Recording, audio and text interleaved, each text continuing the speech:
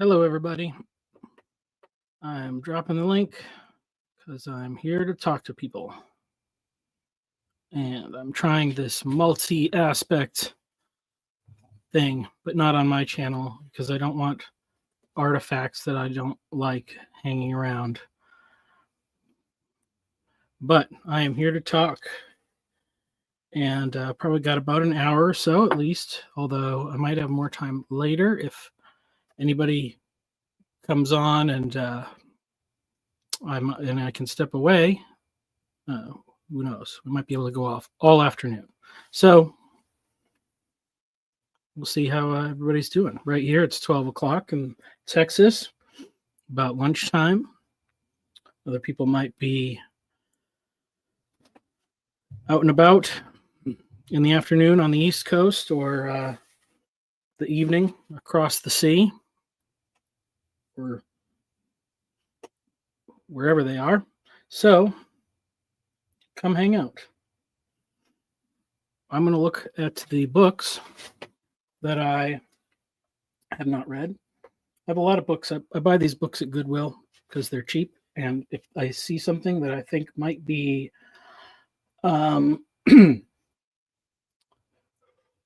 interesting or, might be come in handy later on, I buy it. And so I haven't read a lot of these, but, I look at them. But even just sometimes finding out that a book exists can give you an interesting insight. Like, let me see, is there something weird here?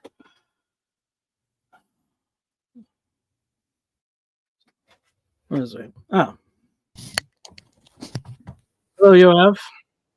Hello. How are you? I'm fine. Greeting from Israel, where evening is set already. Oh, okay. I only put the disclaimer on Jacob's channel, so. Yeah. How are you? I'm doing okay. Yeah. Having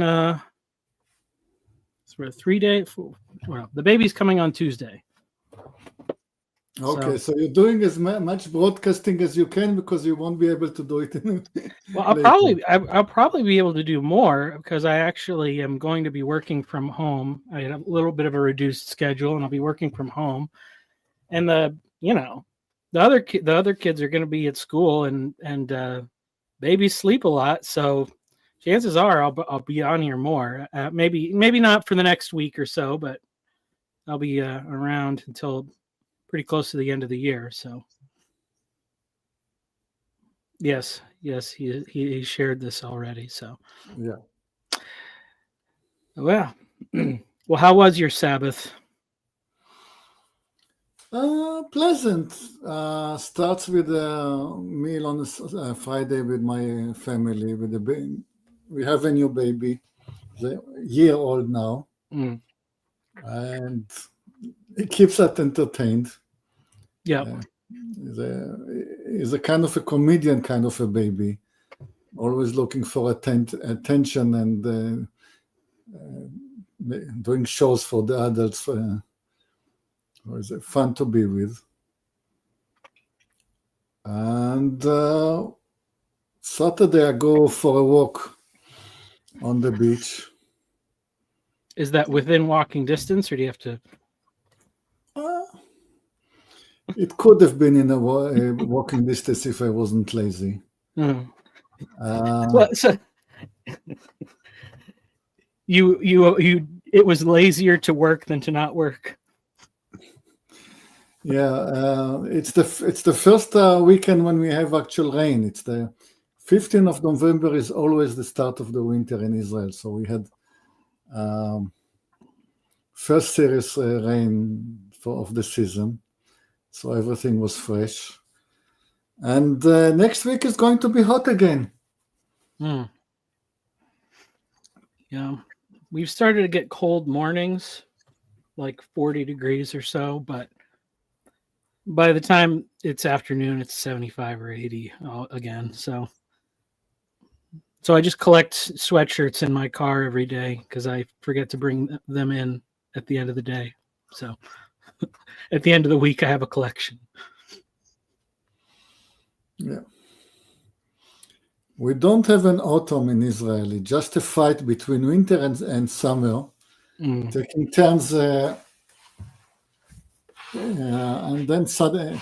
then at last summer gives up, and you have a couple of months of winter, and then they start fighting for it again.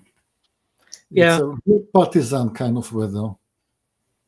Yeah, that's probably about how it is here. It's basically 9 months of summer and 2.5 months of winter or something like that, and not much of a spring or a fall, but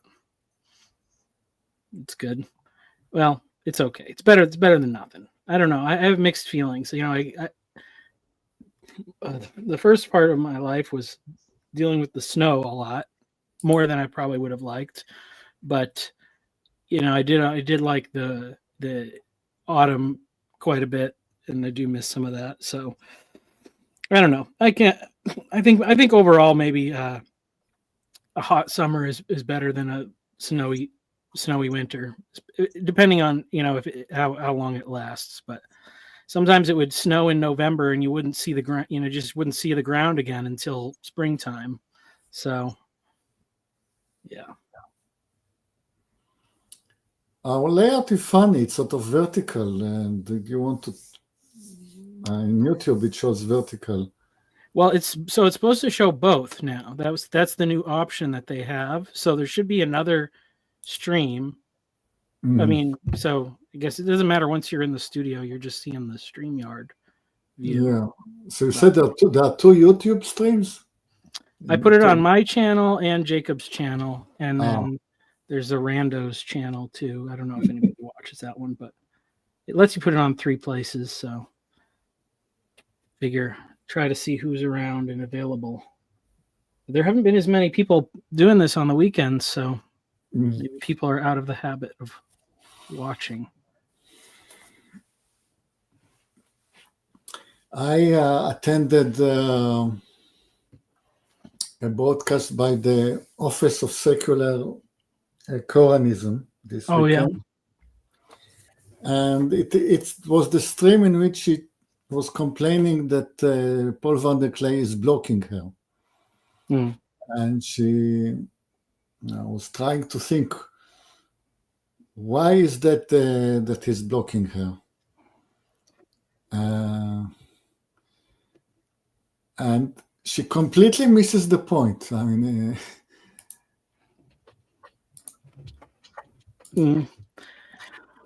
her statement was like that. I mean, Hyde Park Corner in the UK? That's the one where everybody goes and talks or whatever? Yeah. So she lives nearby, and she has the habit of going to Hyde Park Corner, and then you just have your arguments about whatever subject you want to argue about. And she likes it because it's businesslike. As she says, you don't ask how's the wife and how's the kids, and you don't have small talk. You completely get to the point of whatever the matter you want to discuss. And she completely misses the point of what Paul van der Klee is. Yeah. With Paul van der Klee, you start with how's your wife and how's the kids, and then you move on to small talk. And then if there is any spare time, you go into the subject. Well, I mean, I think, that's the thing is all those different subjects, if they don't connect to that stuff, like it's not so important really. Or, I mean, everything is connected, but I think that's the thing that has been downplayed maybe for a long time is how do these different aspects of life connect to, whatever your private life or your personal life, or putting everything in its own little box. And I don't. It doesn't seem like it's such a good thing all the time. So, Lance, you should come on if you're around. We're just hanging out. Nothing fancy. Yeah, but we should make. I still don't like this layout. not that. That's not that. I will see if I can change it. Okay. How is this? No, it changes for. Let me see.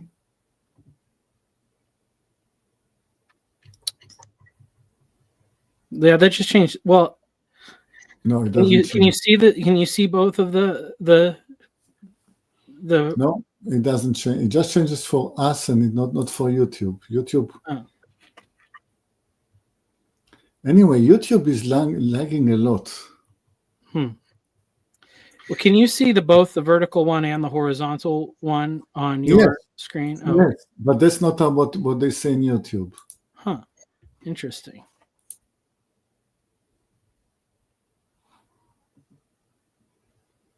Well, even though, okay. Well, either way.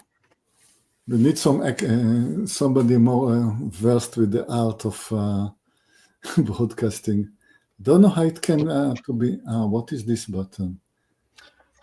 I was gonna, before you came, I was gonna look at the books that I haven't read and see if there's anything interesting. Because I said, I like to just find out about different books and then I buy them, even if I don't get around to reading them. And finding a book is an interesting enough thing just to know somebody wrote a book about something that you didn't know about. Most of these are Bible-y kind of ones, but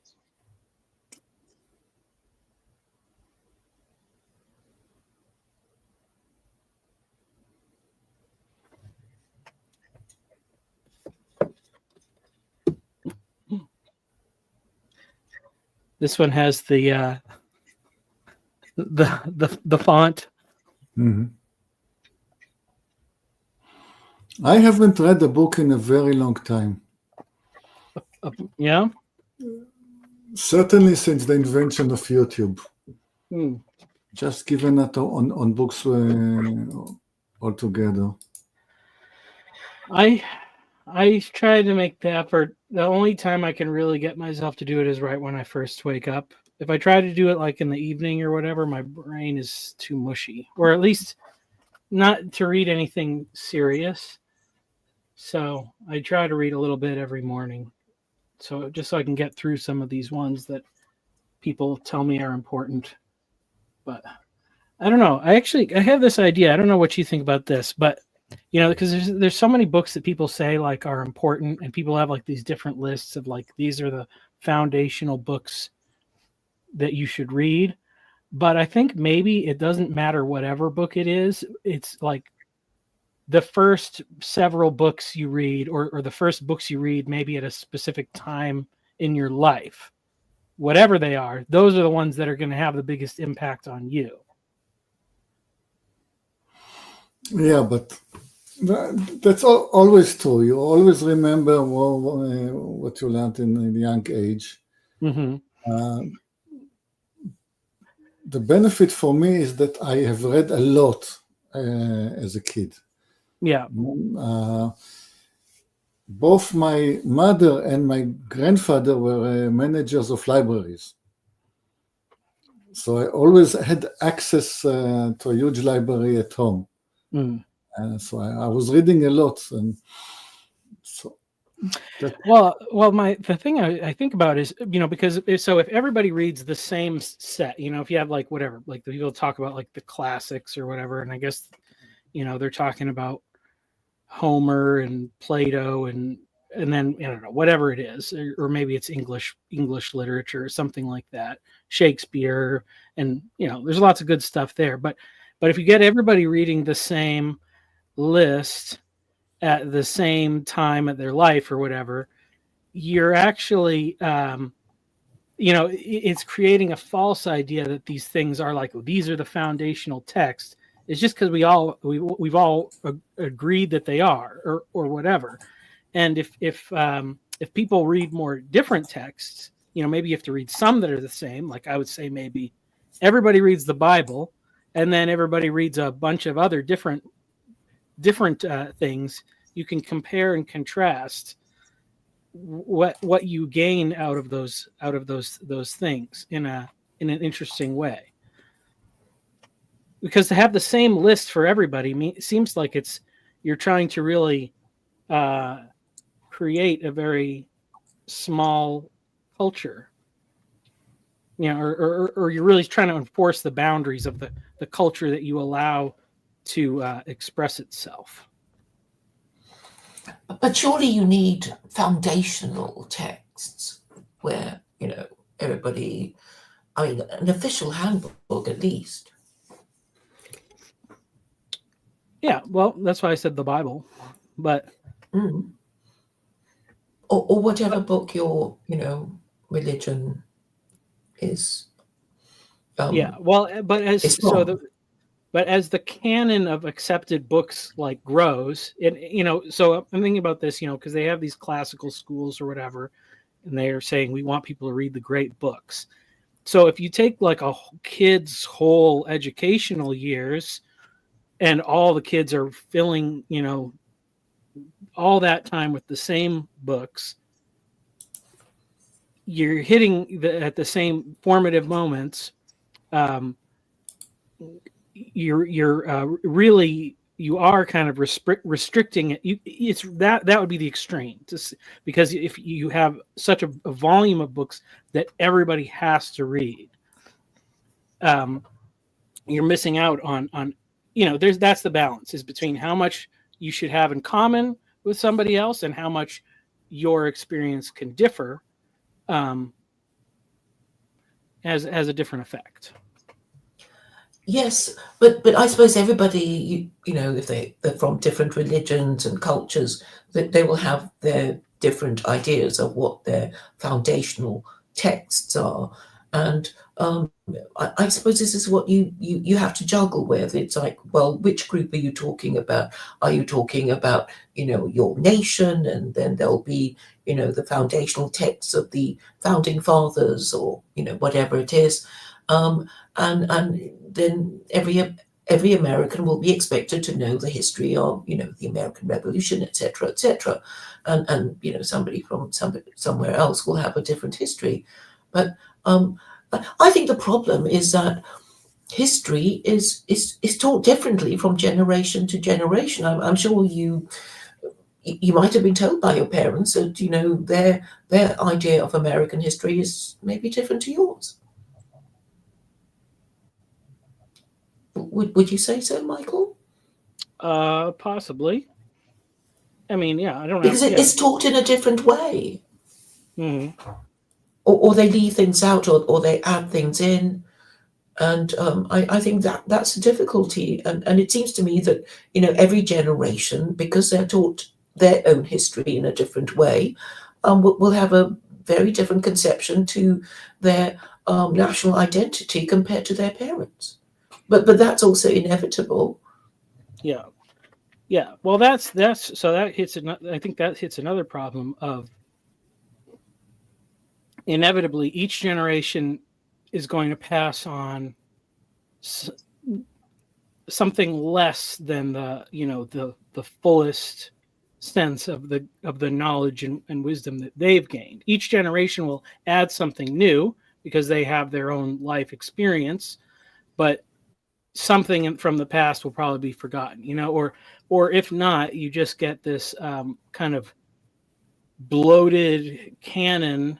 I think this is kind of some of the problem, what happened with the Catholic Church, why there need to be a reformation, because no one can study and fully know all the writings that have been composed and kept from 30 AD to the present day, and still or if you have to learn all that before you can have a voice or opinion about what's happening here and now, well, you're never going to get there. So So you need it to be edited and interpreted, like the good guys won, and who were the good guys, and what the story was, and I guess that kind of thing, right? So I guess for Americans it would be, did the good guys win the American Civil War? And sort of notice that some Americans haven't gotten over it yet. Well, I don't really believe in good guys or bad guys. That's too that's too shallow of a categorization. So I think there's probably problems on both sides. There's yeah. Yeah, so it seems it wasn't really about slavery after all, because I remember watching this Steven Spielberg movie. I think it was 3 hours long, and it was about Lincoln. And I know I fell asleep and woke up and fell asleep. I think it might have happened 2 or 3 times, but it seemed never ending. But I did take away from that movie that it wasn't really about slavery, and some Americans, would say that. I mean, it was this, famous speech he made that if I could save the Union by freeing all the slaves or keeping all the slaves, I would do that. And am I correct in quoting that speech? I'm not sure, but obviously slavery is very contentious. Yeah, I mean, I wouldn't. Yeah. Hey. Hello. Hi. Nice to meet you. Nice to meet you. You guys are Jewish? Well, Not all of us. I'm a Christian. Oh, okay. Yeah. It just said that it said for Gentiles. Yeah. So so Jacob, who runs the broadcasting on his channel, he's Jewish. So and he usually doesn't stream anything on Saturdays. Because he's observing to honor the Shabbat. Sabbath. So that's why I just put that on. I didn't, just in case for his audience, Oh, okay. Yeah. Because I'm trying to figure out what a Jewish. I'm Catholic. I actually have a master's degree in theology, but I've had recently real questions about what it means to be Jewish, because I think it's much more complicated than people take it to be. But I don't, you guys might not be experts on that if you're a Christian. Okay, so I'm Jewish. I'm not only I'm Jewish, I'm nominated by the manager Jacob as the rabbi of North Tel Aviv. And the young Levite in the chat is definitely more Jewish than I am. Okay, so you're Israeli. Yes. Okay, so on your ID, it says nationality Jewish, correct? Yes, I don't know if it's called nationality or religion, but yes. Not called religion. I believe it's called, I believe the Israeli understanding of being Jewish is being a citizen of Israel, right? So, for example, no. If I was Jewish, or if Michael was Jewish, our nationality is Israel, according to Zionism, right? Yeah, then my nationality is Israeli and my religion is Jewish. You have Muslim Israelis and you have Christian Israelis. Right, I understand that. But if I'm Jewish in America, and I've never, my nationality, my homeland is the state of Israel, correct? That's why I have a right of return. If you are a Jew in America, I just got to make the disclaimer, since we're on Jacob's channel, that Jacob is not a Zionist. So even though he's Jewish, he does not consider himself a Zionist. So it is complex, and there is a lot of because usually I understand it to be a religion, but then people add ethnicity to it, which I don't understand. And then now, with Zionism, you add nationality to it, and that makes it to me completely confusing. Okay, so let me try. If you're a Jew in America, you have the right by the laws of the Israel nation, you have the right to become an Israeli citizen. That you don't have to accept this. You can elect, like Jacob to do, to remain in America and not accept the Israeli citizenship. Right, but you can't. But you can always appeal to it, right? If you are Jewish. Yeah, you can always appeal to Israel, you have the right, if you so wish, to become an Israeli citizen. Okay, so that Zionism defines being Jewish in terms of a nationality. Yes.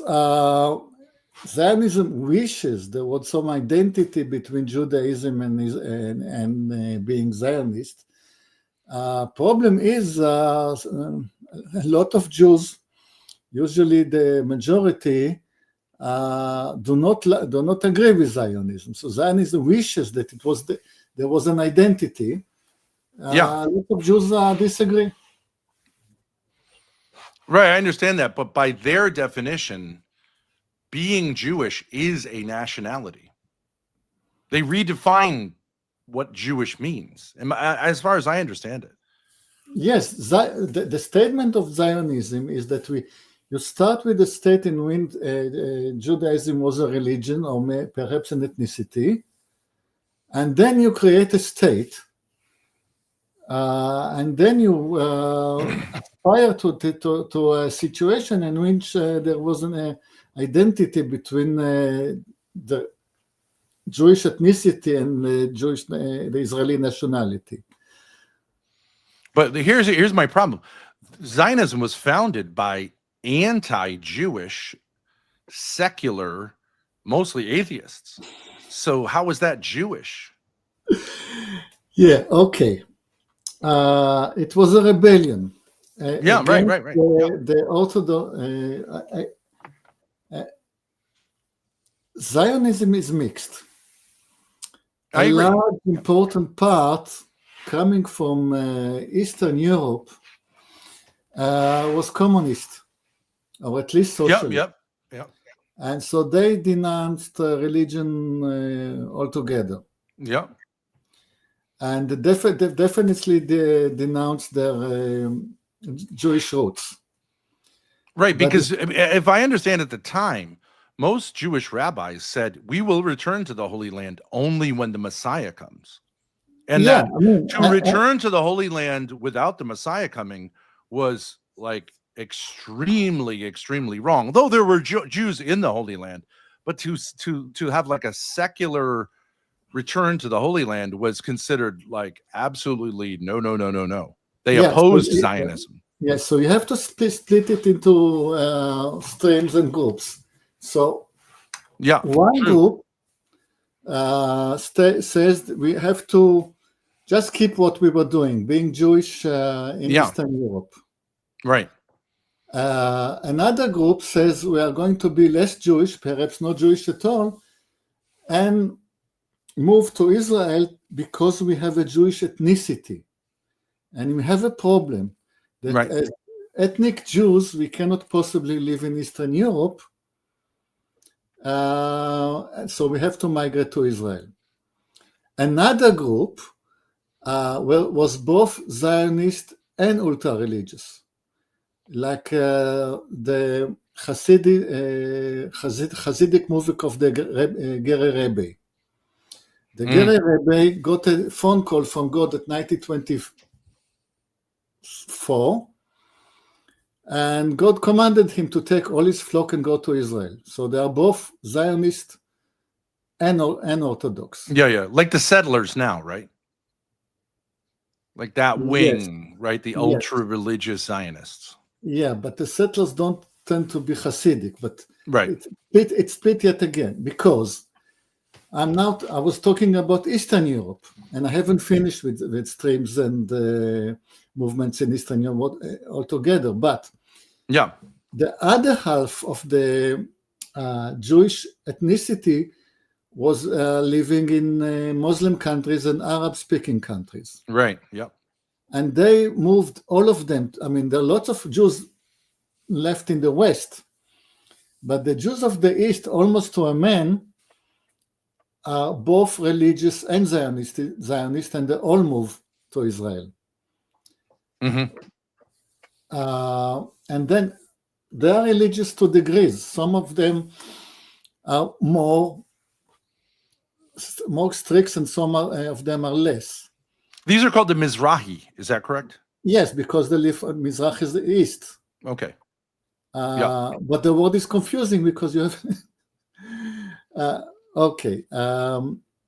So you have people that are religious but not extreme, but they are Zionists and living in Zion. And going back to East Europe, you have socialists and communists who said, yes, we have an ethnicity in East Europe, but the solution is not to migrate to Israel, but the solution is to reform Europe. Right. And other communist rule in Europe, ethnicity will disappear. Right. Because we will be just working class. Yeah.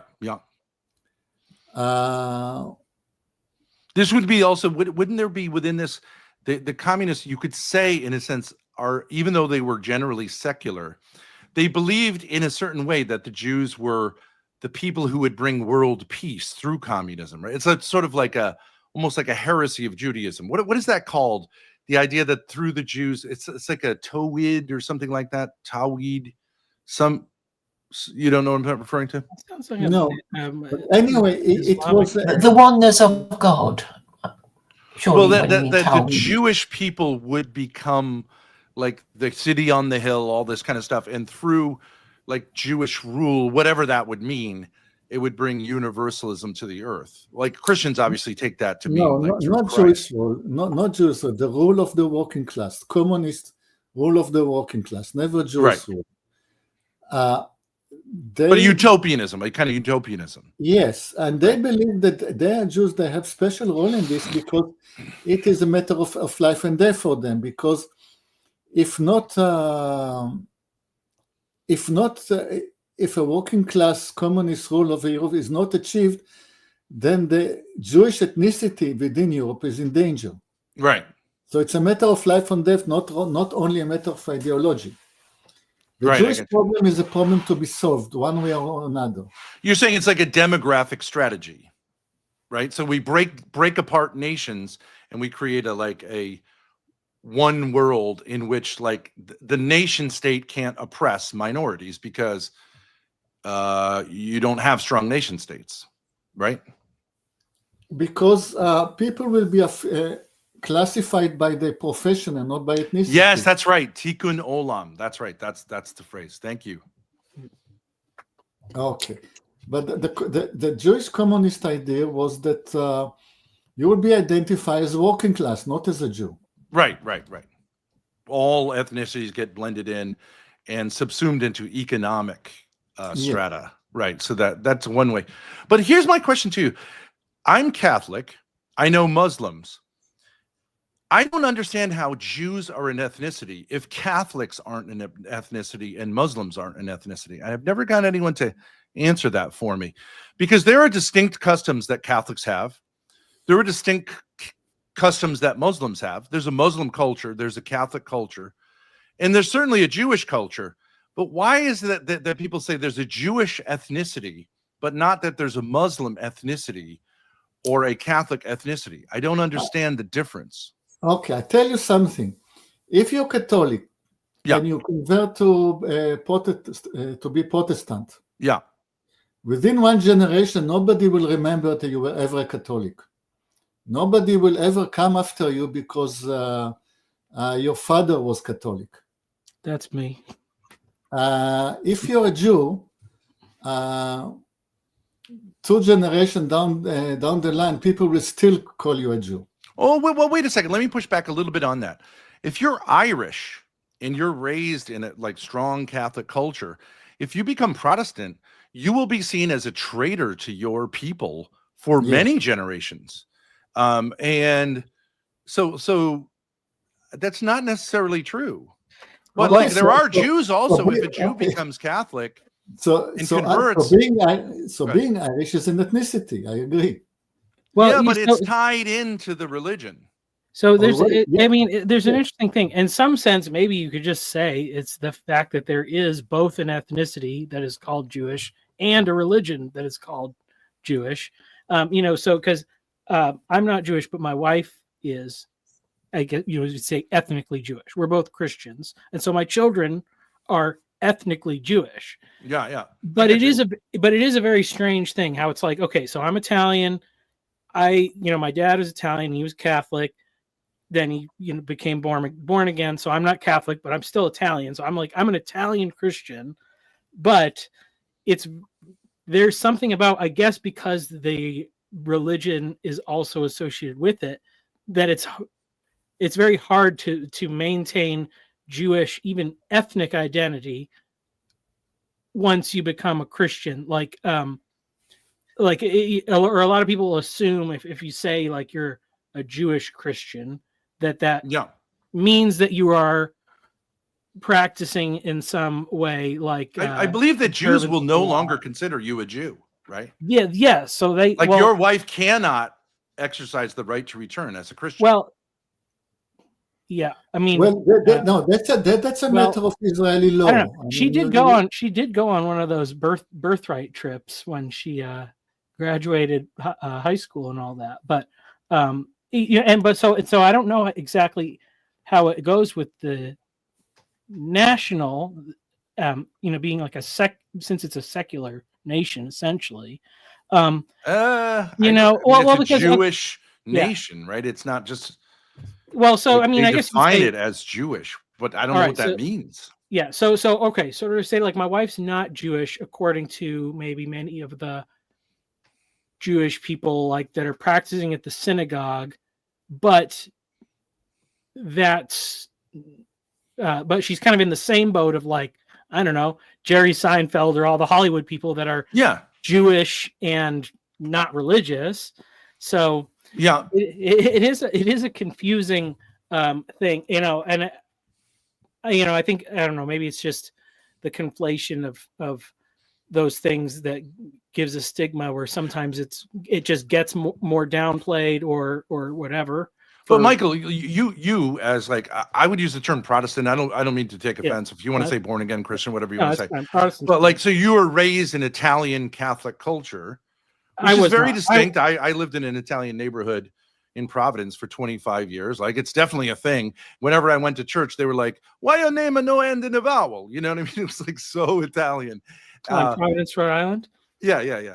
Okay. Yeah, I grew up in Massachusetts. I went to school in Providence. So yeah. Okay. And you still have ethnic on. Oh, you did Providence College? I went to there used to be a Bible college where I was right outside Providence called. Oh, I know, in Barrington, right? Zion, yes, Zion Bible College. Yeah. They changed their name because it turns out that having the word Zion on your like transcript makes it difficult to get visas to go to certain other countries. Oh, really? So for people that wanted to be missionaries or whatever, that didn't help them out. Oh, really? Yeah, that's funny. Yeah. So we're literally right. My daughter is here with me. Like, we're right down the road from Barrington. Okay. So that's so funny. It's a small world, but yeah, like you have these enclaves.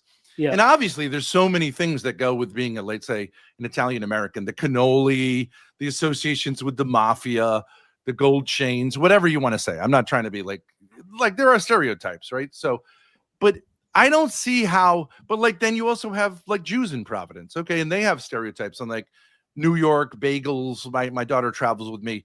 Bagels, knish, food, all this kind of stuff. I don't see how it's essentially different.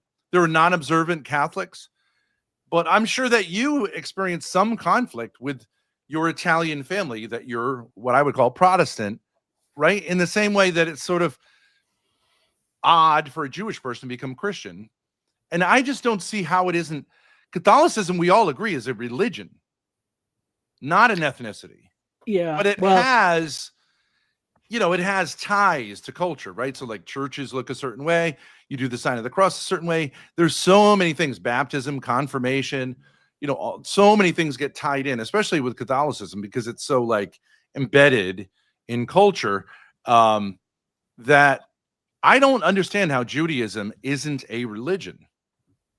I just think it is. I think it's a religion, period, not an ethnicity. Well, it is certainly a religion. It is also an ethnicity. But why wouldn't you say so you could say like, I'm a non-practicing Catholic. Okay. How's that different than being a non-practicing Jew?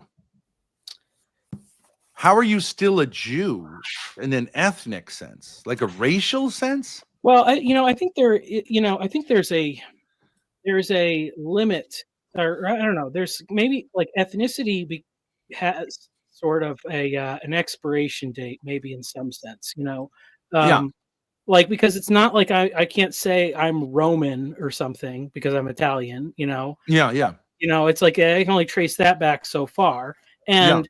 And so far, my wife and I are expecting a son in the next Oh, week. congratulations. But so far we have 3 daughters, and so if they get married, they could have whatever last name, and by the time they have kids, like, being Italian may be hardly no part of their identity or heritage at all.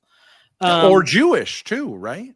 Yeah, I mean, well, yeah. So it depends. I mean, so it depends, I guess. In some of that stuff, it's like, we try to preserve some of all those elements in in our family culture. I mean, and I think if you do that, so if you put the effort in, that obviously extends how deep and how long those things will continue. But that's really fascinating. So Yeah. actually, as an half Italian family, you try to keep some of the Italian traditions, but not the Catholic stuff, I assume.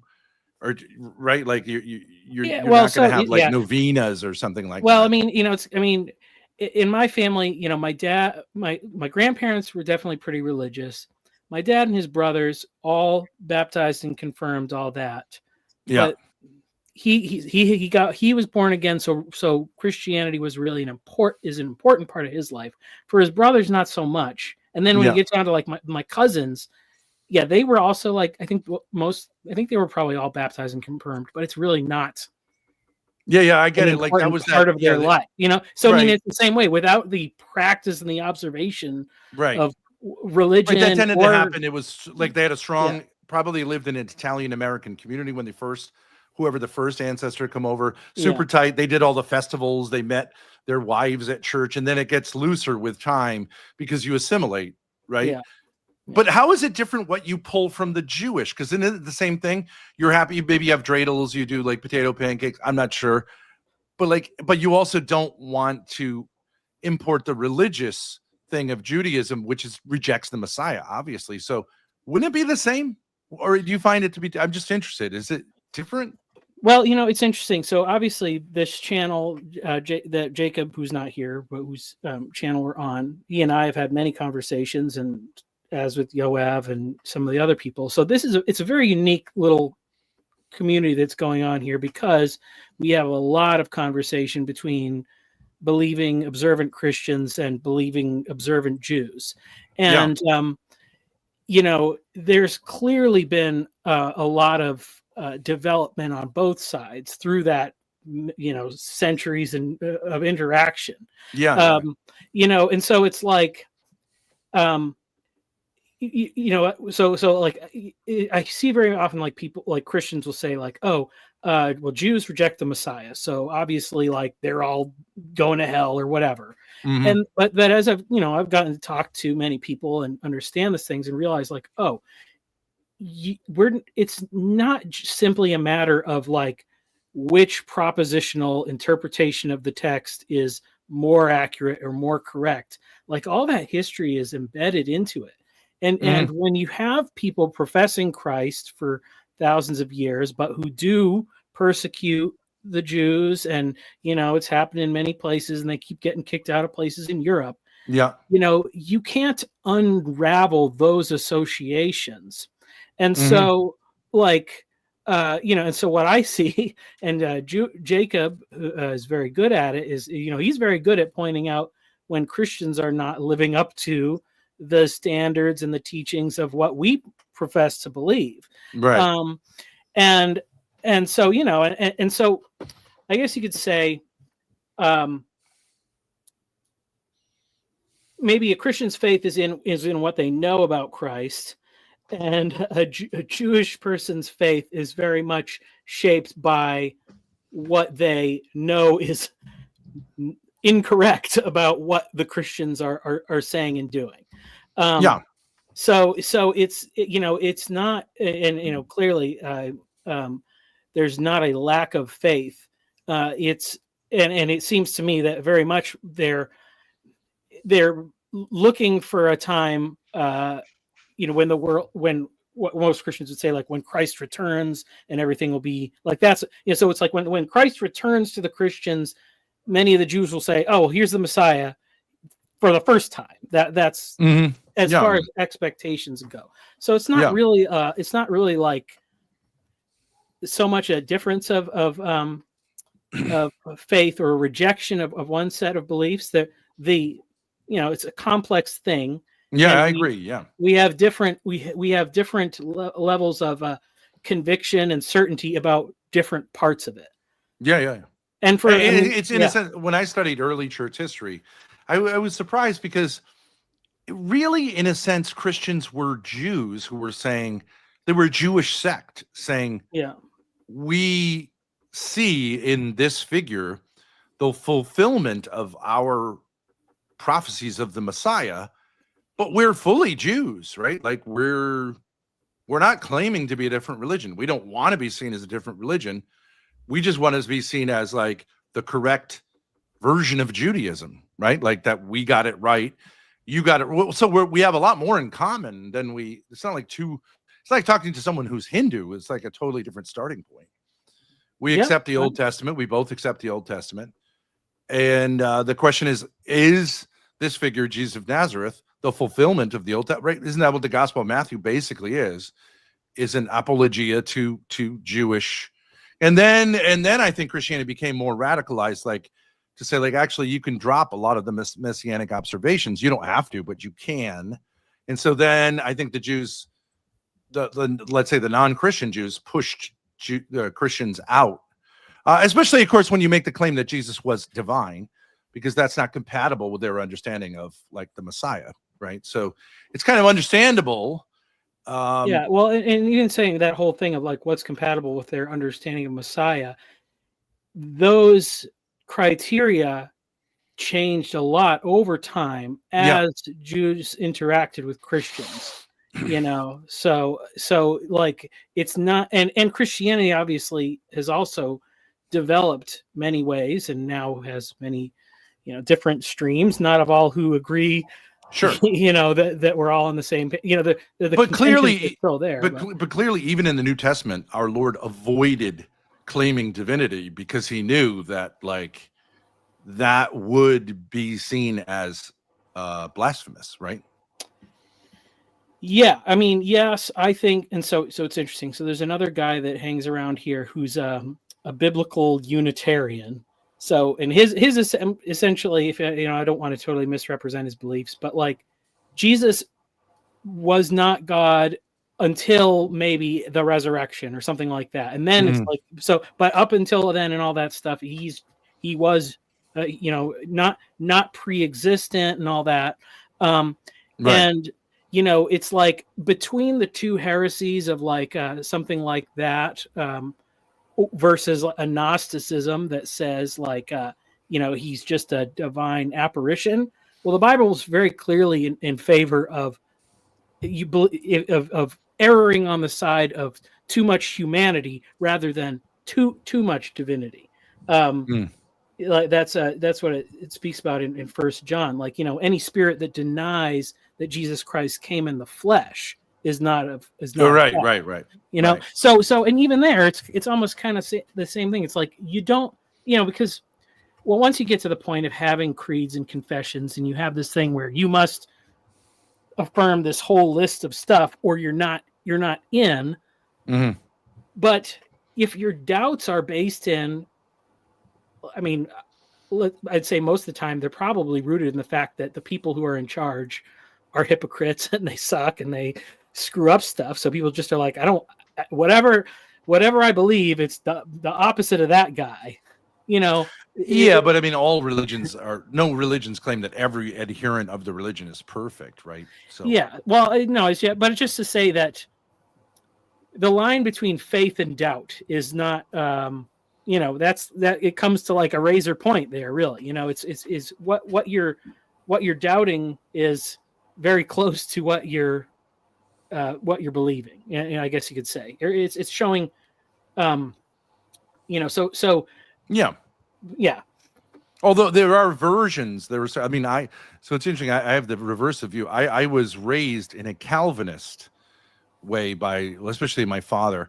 So in that view, you actually can't ask questions because the idea is you're so sinful that your questions are sinful. So it's an easy way of getting out of having to answer questions like, why would God damn someone before they're born, right? Yeah. How could the just God do that?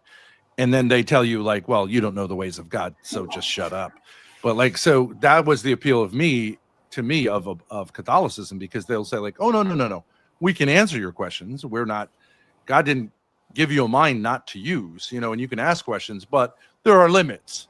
So I imagine you'd be in a similar space, because a lot of Protestantism does tend to be like, you go to hell if you don't acknowledge Jesus Christ as your Lord and Savior.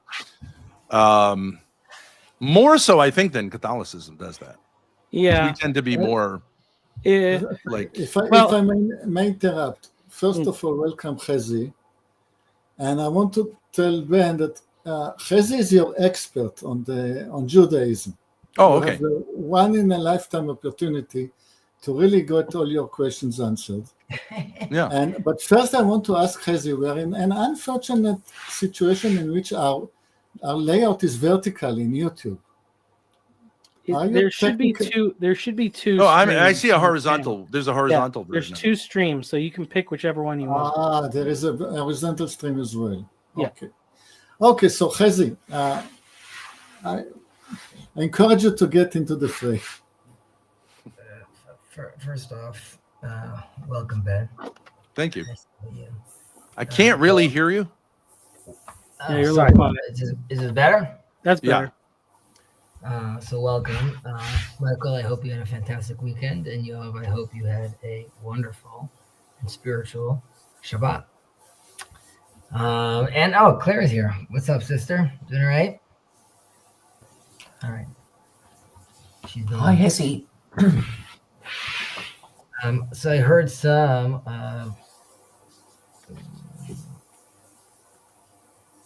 Hello, Mark. I hope you're doing well. Okay, so I'm leaving the stage. There are too many people. Ben. Yeah. So is this your first time seeing this channel, or? Yeah, I just popped on. I have studied religion. I have a master's degree in theology from a Jesuit university, and I also have been like really interested in. I would say I'm sort of right of center politically, and there's been an emergence of a kind of, big Zionist debate. I'm sure you all know that. Tucker Carlson, Nick Fuentes, these people. I've been interested in them because, like, Nick Fuentes is Catholic. I'm Catholic, and I think a lot of people get a lot of things wrong when they say the Jews or Judaism. But I actually don't know what the answer to a lot of these questions are. Like, what does that mean? Jewish? So I've heard Jews say that Judaism is a religion. That to me seems the most consistent answer, that it's not an ethnicity. It's not certainly a nationality. That's something that Zionism created that is actually anti-Jewish. But, Yeah, there's a lot there.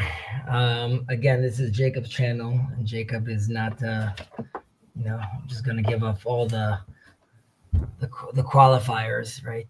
Sure, yeah. He's not pro the Israeli state. I did give the Jacob is not a Zionist. Yeah, he's not a Zionist.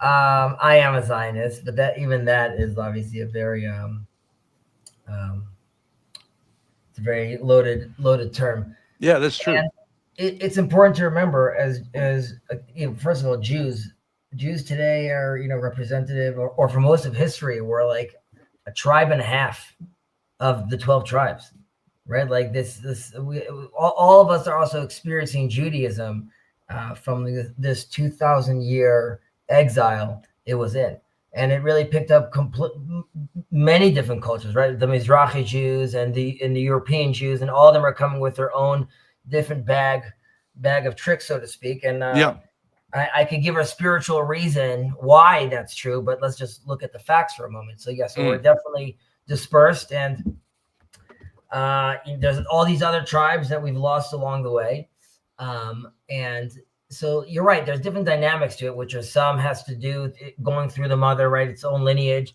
Some Right. have to do with an adherence to a religion. But that is really something that's added, fairly later on in the experience of the Jewish people, right? Or the Israelites. You're only having that once they leave Egypt and God decides to give them this Torah that they decide to take on, right? These commandments. Beforehand, with Abraham and Isaac and Jacob and even the brothers themselves, they're doing their own thing. They're becoming a people that has to do with their responsibility as like a tribe of people that through its lineage, or at least we believe, is holding a place to allow for revelation to come to mankind. And that gets spread on later through the people of Israel, Christianity, Judaism. We could bring other religions into this as well. We're all promulgating in this day and age, right? We're all bending the knee. If you think about the billions of Christians and then the billions of Muslims and the small little group of Jews, but that's a big part of the population all calling out to God's name. So we see that definitely as something as Jewish people, but again, going back to Abraham, right? We're going back to this people.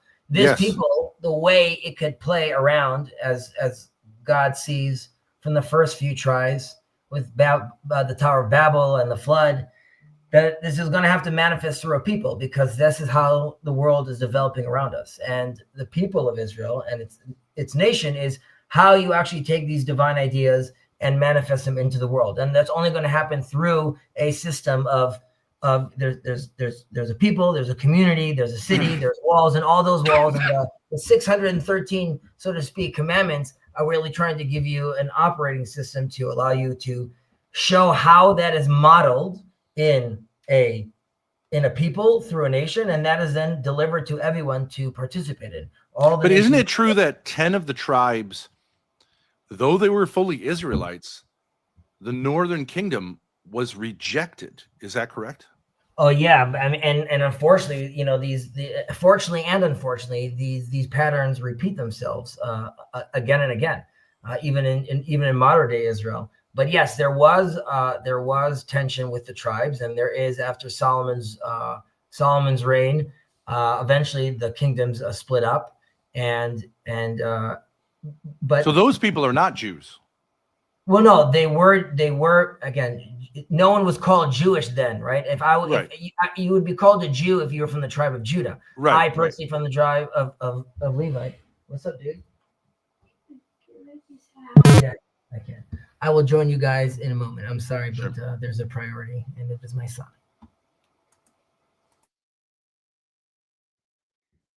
Cool. Mark, how are you? So what's the point of your question, Ben? I'm trying to figure out how, we do like intuitively say, like if someone in New York City has a yarmulke on, and eats like Reubens, even without the yarmulke, he has a certain accent.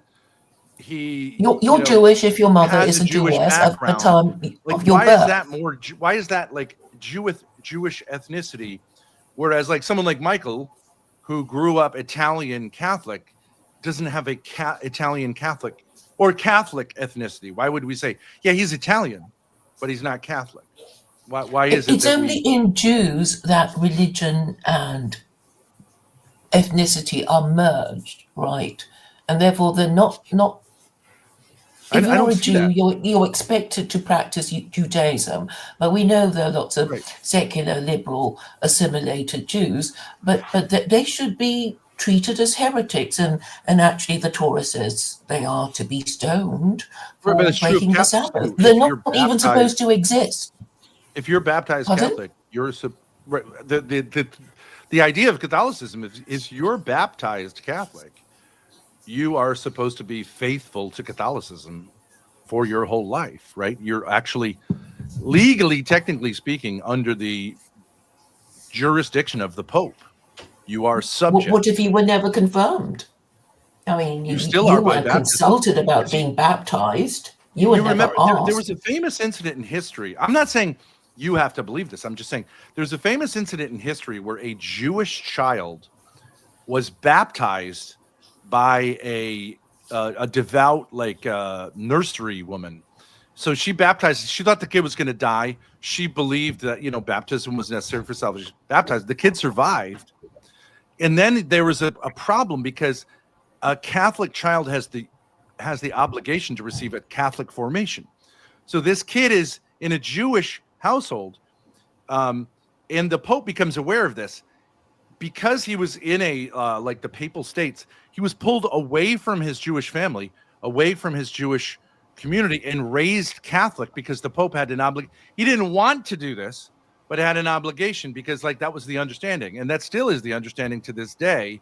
I forget the name of the Dreyfus, maybe was the Dreyfus affair, something like that. Well, he was French. It was very scandalous. Of course, Jews were like, "What are you doing? You can't just take our kids away because some crazy, and she wasn't supposed to do that." What's your point, really, Ben? Because so you're saying that Jews have an obligation to fulfill the Mosaic Law. I agree. Baptized Catholics have an obligation to be faithful to the Pope. Muslims have a series of obligations as well. I'm sure. I don't know the details, but I don't see where the big difference is.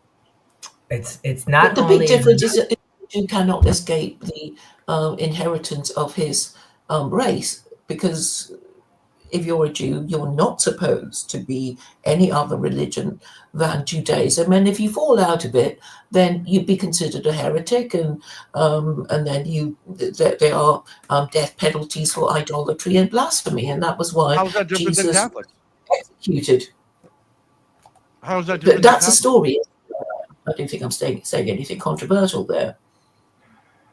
How is that different than Catholicism or Islam? Well, I'm sorry that I ran off.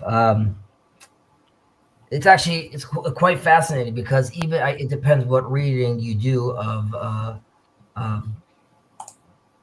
the Quran and its interpretations. But the Quran, in its own way, sort of has its own universal take of when looking at the people of the book, whether it be Christians or Jews. And Jews also have their Noahide.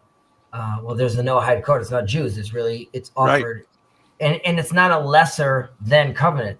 It's offered to all, and there are different opinions about this. But something that we do discuss often in this space is the idea that Christians and Muslims, as far as Jews are concerned, in many cases are already considered Noahides, right? And in that sense, I don't require not only. Well, that's controversial, isn't it? Christians be considered Noahides. I mean, not in the circle. I mean, first, I take that back. Yes, it's controversial because it's more because it's novel, right? This is Jews for the last 2,000 years didn't really have the time to spend on discussing their views with regards to the other people in the world. It's more about surviving, assimilating, not picking your head up. So there's much of this discussion that was sort of left to the wayside. Now that we're back to our land, which to me, again, that's why, again, Zionism in its current form is clearly problematic, and its original form is clearly problematic. But it is a platform on which ideally the Jewish people could recognize who they are, and from that emerge something new. Now, because of that, because they're in a space, they could start working out their culture again, what that is with regards to their music, their art, how they see the world. It allows for a space for them now to start talking to the rest of the world again and see how they have a relationship, A, bringing on their universal mode, and B, discussing and sharing the space together with the other brothers and sisters that believe in God. So, Claire, I know you, generally speaking, have a hard time with my seemingly kumbaya attitude, but I assure you, these are things that are rooted in Jewish texts as well. And while Jacob will disagree with me with regards to how I view the state of Israel, there is much of an agreement with regards to how we see relationships with Christians and Muslims and the Jewish. Do you realize, Hezi, that the Quran is Zionist?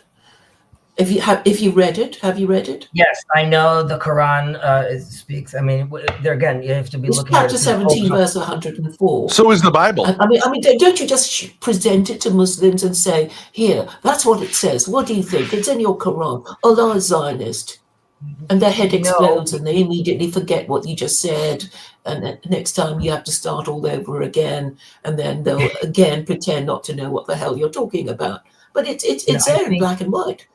I know, but Claire, I think we need to be very sensitive. Oh, no. Because if you're sensitive, you'll just waffle and no people will just lose interest because you're saying yes and no at the same time. And then they won't take you seriously because this is what, Jews are being known for, saying yes and no at the same time.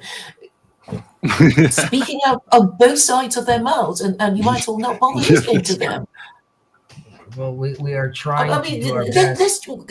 And anyway, if you're supposed to be a righteous Jew, you have to take a position on idolatry. Surely, you're right. You have to say, we are the people who said idolatry was wrong. You are right, and it's very apropos to this weekly portion which we read about the life of Sarah, and in it, towards the end of the portion, it says that Abraham gifted all he had to Isaac. And then it says in the continuation of that verse, and he gifted gifts to the concubines' children and sent them eastward towards the east. Now, if he gave everything to Isaac, what are these other gifts that he's giving to the concubines' kids? And our sages discuss that there's the mission through Isaac and Jacob that is for Israel. And then he gifted other gifts with regards to spiritual gifts and mystical gifts for the rest of the world to share. Now, Claire, to your question, for Jews, right? Specifically for Jews, idolatry and our relationship with God, and specifically the Tetragrammaton, right? And unifying all things in only Him, that is a requirement that is demanded of us. This is also something true that our Muslim brothers and sisters take and understand as well. That's not to say they're Christians, and I would even say in Hindu or the Shinto religion, they have their own interpretation. That as far as Judaism is concerned, as long as they recognize that there's one source behind all these things, then for them, that is not considered idolatry. While that is considered idolatry for Jews, for them, it's considered joint worship. And there is a space for that. And I tell this to Muslims, and this is true to Christians as well. At the end of days, when the last Mahdi comes or when the Messiah comes, who are we to quibble with what he demands? Once he comes, it's all good in the hood. If he wants a mosque over there, then fantastic. And if it's going to be the temple, then I'm assuming then that's what it's going to be. But at this day and age, the idea of people that are seeking God and want to be close to Him, that is, we need to realize that we can walk together as an alliance, and within Judaism and within Islam, and it's also true within the Catholic, definitely since 2015. There's a space for this to happen together, right? When the Vatican comes out with the statement saying that Jews no longer require salvation, they could find their salvation through the Torah. And, and there's an understanding that while it's a mystery, these promises can't be, are irrevocable. Then you have an infrastructure and a language that allows you to move forward now together. True. I love that. That's where we should be. But Chazi, when you say we, I just don't, what does that mean? Like, for example, I assume you're Eastern European descent? Yes,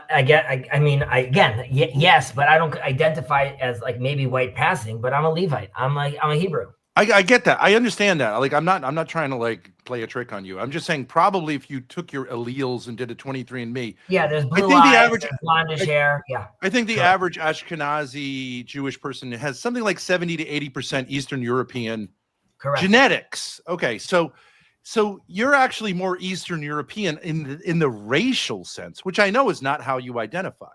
You probably find that offensive because, like, for example, I know here in America, Native Americans, like they sometimes have this thing like, can I work in the casino? It's like, you get special, like, are you part of the tribe? It's not genetics. They don't see it as genetic. They see it as like continuity with the tradition. They see it as like not correct to say that you're Native American because you have, you did a test and the blood test came back. For example, sorry to interrupt. First, I dispute the facts. I think that if you conducted a genetic test on Levites, you will find them amazingly pure. And second, Judaism doesn't encourage people to convert into Judaism. True. But once or twice in a generation, it might be that a Gentile will join our community after passing rigorous tests. And over 2,000 years, you get some mixing, but what's wrong with that? No, I don't have any problem. I'm just saying, when you say we, like, for example, I think it's well known that, like, because these blood tests, most people that we would say are in Latin America have some small percentage of, I think you call it Sephardic Jewish blood, like, because of the mixing in the Iberian Peninsula. Most of them aren't even aware of it because they've been Catholic for so long. And it's like, that's like, I don't know how many generations back, but there was a mixing when the Muslims came in, and I think there was just a large population until 1492 with the expulsion. But I've also, like, heard that a lot of the people in Palestine have a legitimate claim genetically to be closer to the Israelites than a lot of Ashkenazi Jewish people. Now, all that's racial theory, and I think obviously in the light of the 20th century, we don't want to do racial theories. Like, I don't think that stuff really holds up. But I do wonder, what is the basis of saying we, other than belief? So I must say, you can never say the word we. I mean, in any argument, whenever anybody uses the word we can attack it, because we is always meaningless. But I want to give it must mean something. I want to just clarify, because I'm the one who said we. We meant God seekers, not Jews, Christians, Muslims. It was a collective group. Not number one. Number two, to where you were taking it, which is fine. I understand the misunderstanding. Like you have said, I believe there's actually 4 distinct markers in Levite. If you checked Levite DNA, which go back to 4 specific females, potentially the 4 matriarchs.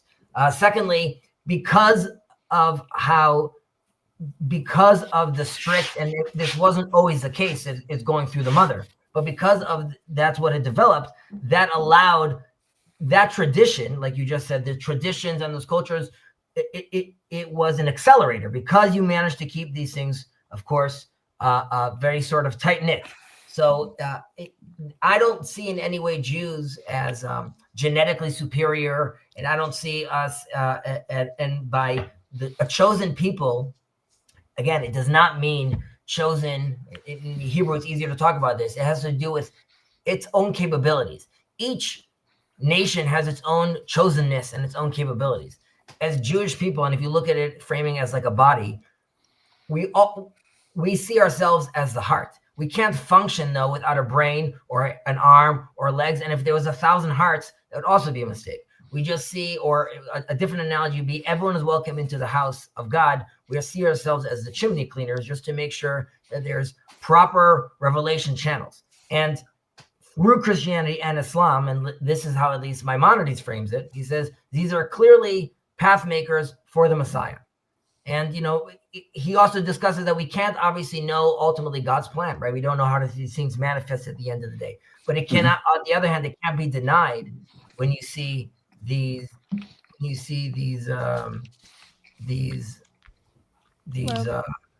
is my daughter Grace. Powerful manifestations. I'll just pause for 1 second. First of all, welcome, Grace. I hope all is well, and thank you. You're doing well as well. And Mark, you were shaking your hand no before. Do you want to share your disagreement?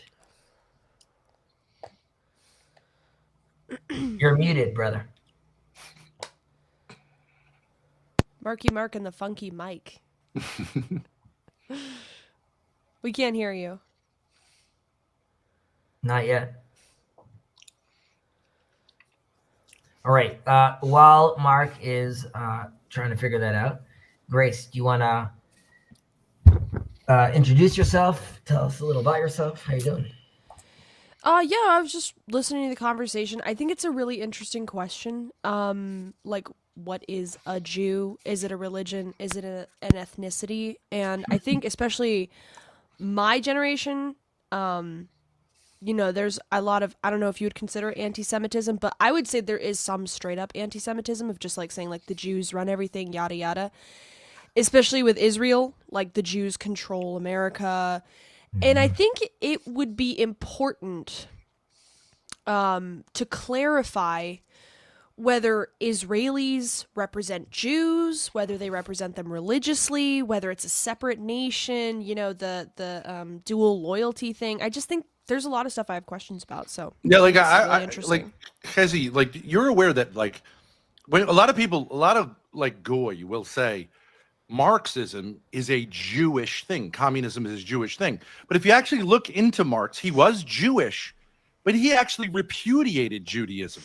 He was like, in a certain sense, anti-Jewish. He hated like Jewish bourgeois culture, and he rebelled against it. So it's weird to say, though there were a lot of Jews involved at the beginnings of like Bolshevism, that's true. They were, in a sense, rebels against Judaism.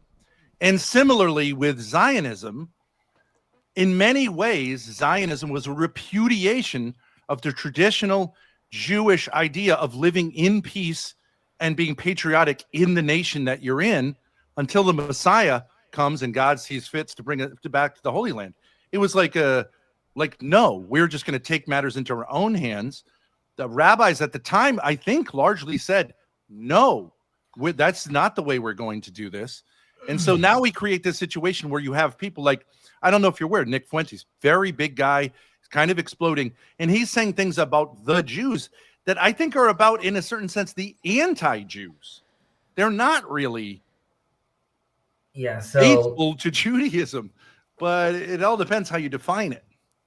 There's a lot there, and Grace is touching upon something that's very real, obviously, and I'm saying you could see, let's say, its manifestations. If you're talking about like politically right now on the right with Candace Owens and like Nick Fuentes, but of course, there's different levels of and vantage points of how we're looking at this, right? Also, you could look at the UN, you could look at, and obviously a lot of this has become relevant since the last war in Gaza. And Grace, I'm painting a picture over here, but I'm also going to respond to sort of the things that you were pointing out as well.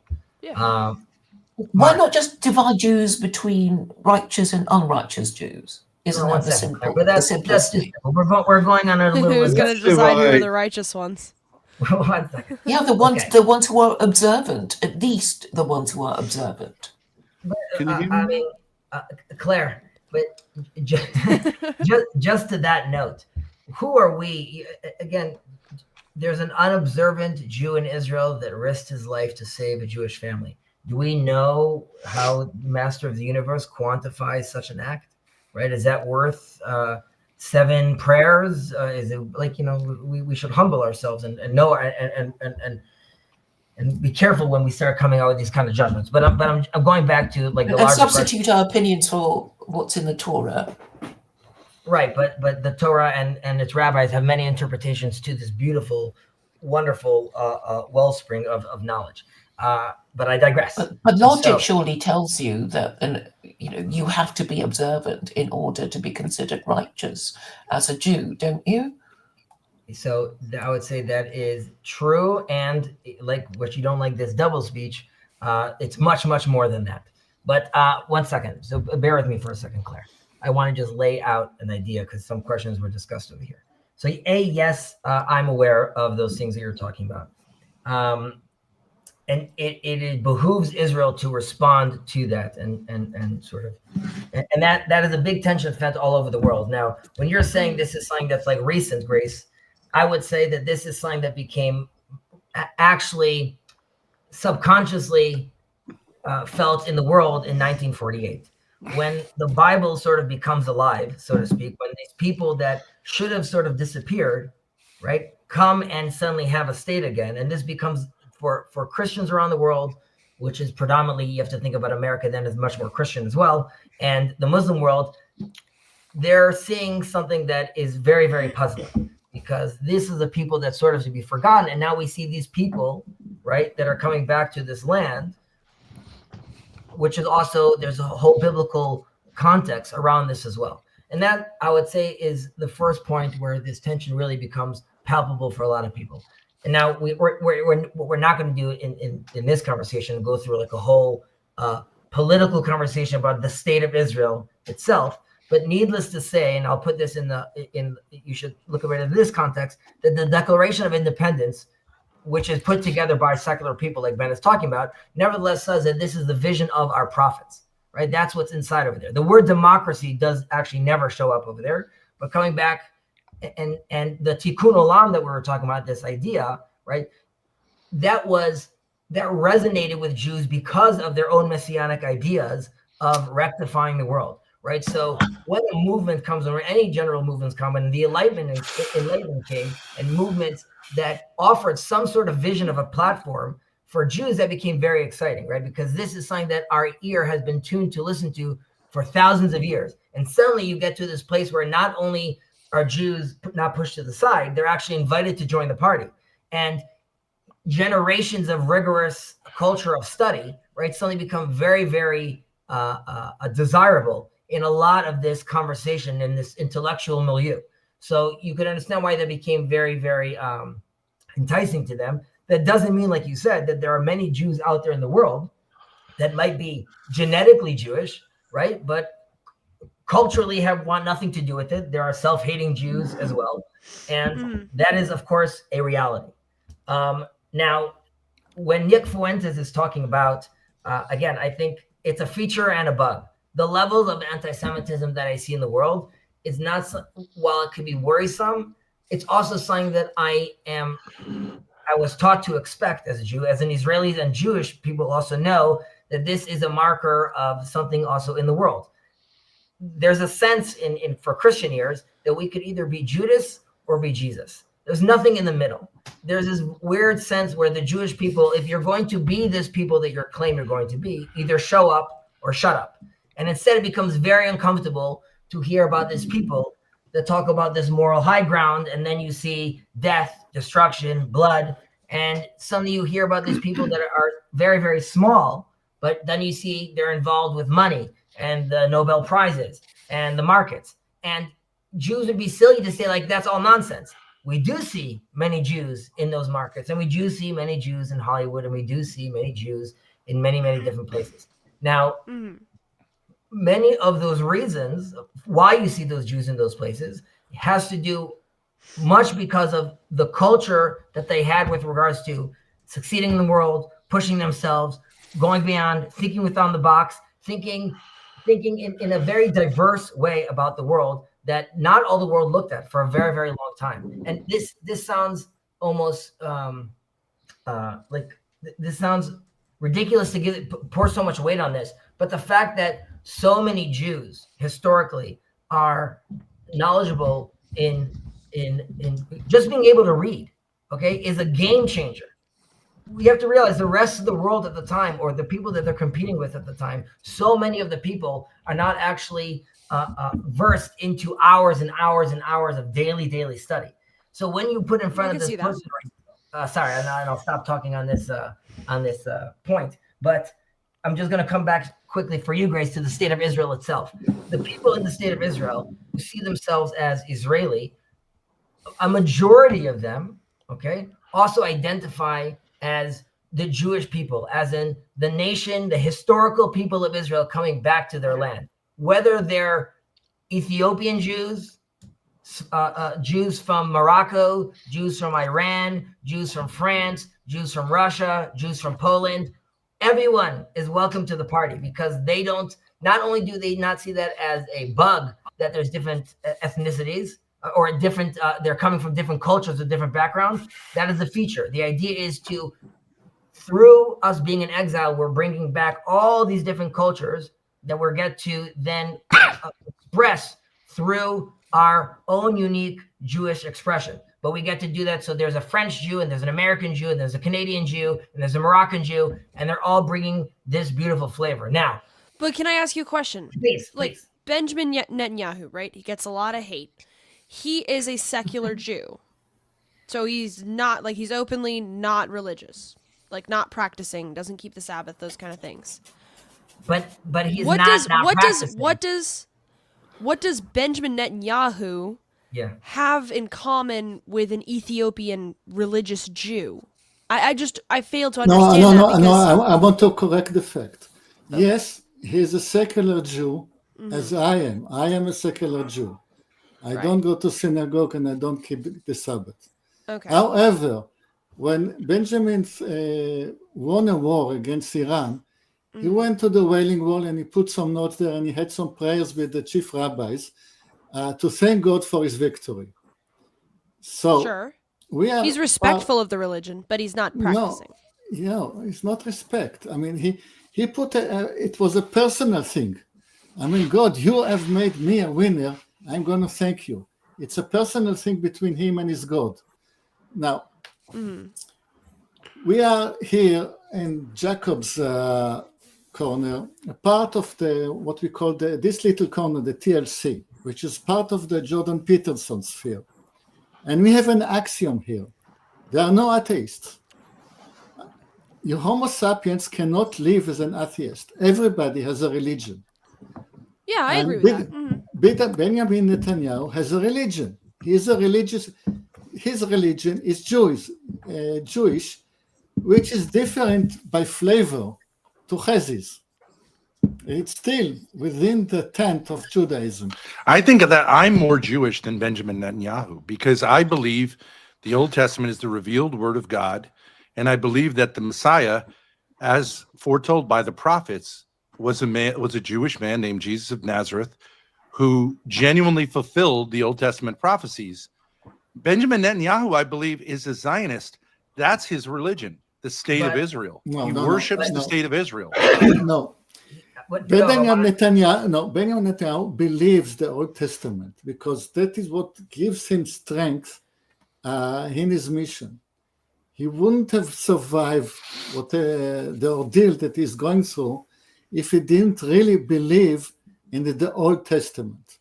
What he believes about the New Testament, he will never tell you. But one second, before we go to the New Testament, and this is also true to grace, Benjamin Netanyahu, you are right. Unlike me, he doesn't pray. I don't think he, let's say, doesn't pray ritually or go to services, and he probably doesn't wrap the phylacteries like I do, and many different things, like many other things he does not do. However, he very much sees himself as a continuation of Jewish leaders, and this is also very much because of his father and his family. He was a very big historian, but he sees himself connected to the Jewish people and its history and manifesting their home in the land of Israel. And he sees that as a culmination of the biblical story. He doesn't know how to weigh what exactly the prophet means. I don't think he's walking around thinking like in that language, but he is completely tethered to that story. And he sees himself as the manifestation of that story, of those people and that drive. And when he sits in... But when you say those people, you said Jews of all kinds, right? You brought up Ethiopian Jews. Correct. What does Netanyahu have in common? He's a secular, European descent, non-practicing Jew. I don't know what Jew means, but he's secular, non-practicing, with an Ethiopian religious Jew. What do they have in common? What connects them? Israel? Would they not have been connected before Israel was established? I want to answer that. The Prime Minister of Israel, whether it was Netanyahu or the one before him, decided that the state of Israel is going to expend its own money, take out plans, bring us the Jews from Ethiopia, house them, and close them, and feed them. It was a decision of the state of Israel. And I don't want to get into their heads, but something in their heads told them, we are the same nation. And Mark, did you want to say anything? But isn't the Old Testament filled with the ethos of being kind to the stranger, to be kind to foreigners, to be like, so Netanyahu, as a colonial settler on the mode of like British imperialism and Central European romantic nationalism, that's where he got his ideas from. Let's be honest. Like it's not from the Bible. It's from Central European romantic Ben, nationalism you're combined ignoring with like the house you grew up British imperial ethos that the Jews learned from in the early part of the 20th century. That's the religion. It has nothing to do with the Old Testament. My turn? Mark, go ahead. Grace, Mm.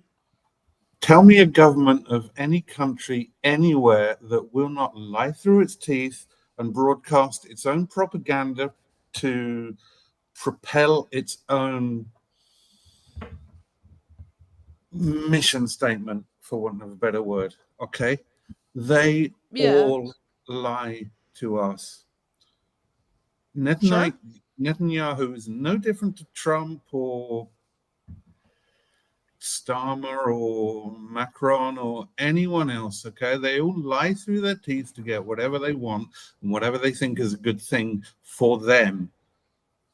Okay. And Okay. often it's mostly not in the interests of the country, it's in their own interests. But there are So degrees of that's the that. There are standards we degrees should of judge that. No? Netanyahu with. There are Mark- degrees of that, of lying. Say again, Ben? There are degrees to which people lie and propagandize and everything else, right? Like some. Mark, how No, much? No. Mark, You don't how think there's much- ever been a leader in history who actually cared about his people? There may have been.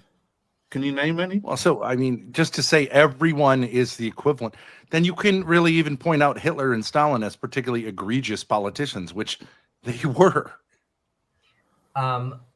Okay, fine. Some are worse than others. Yeah, okay. What is the point, though, Mark? What are you saying? Okay, I've been trying to work out how to say this for a while, not just today, like for weeks. So who on this cast is American? So let's pretend we're all American for the sake of what I'm about to say. How many of us signed up to the Patriot Act? Did you sign it? You said, Patriot Act, that's a great idea. I'll sign this. Who did that? I wouldn't have. You wouldn't have. I wouldn't have. Anyone would have? Well, our representatives voted for it, and we elected them Yeah, but collectively. you wouldn't have. Nobody would have, apart from our representatives. So, Oh no, I think a lot of people would are love you the idea tying of down to surveillance. the Patriot Act? And the answer is yes. By definition of you being an American citizen, they signed you up to it. You didn't sign up to it yourself.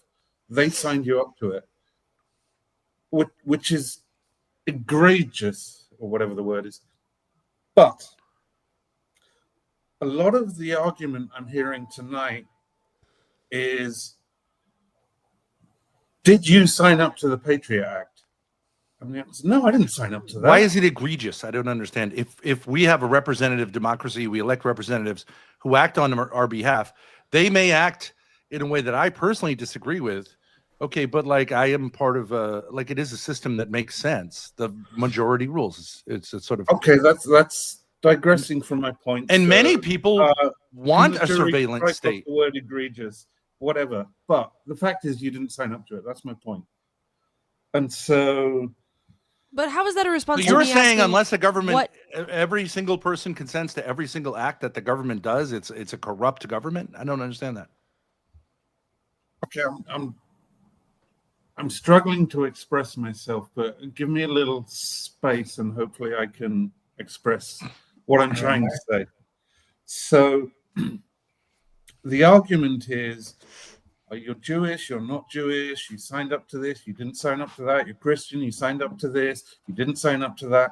And it's the same argument. And it's basically a legal argument. And do you see what I'm saying? I think Hezi gets me. If your discussion, if you're trying to say is that, you know, before we walk around say like, you know, I have a son and he's a boy that's born to Jewish parents, right? In theory, he's not Jewish, right? He's like, this is an indoctrination system that I'm putting him through.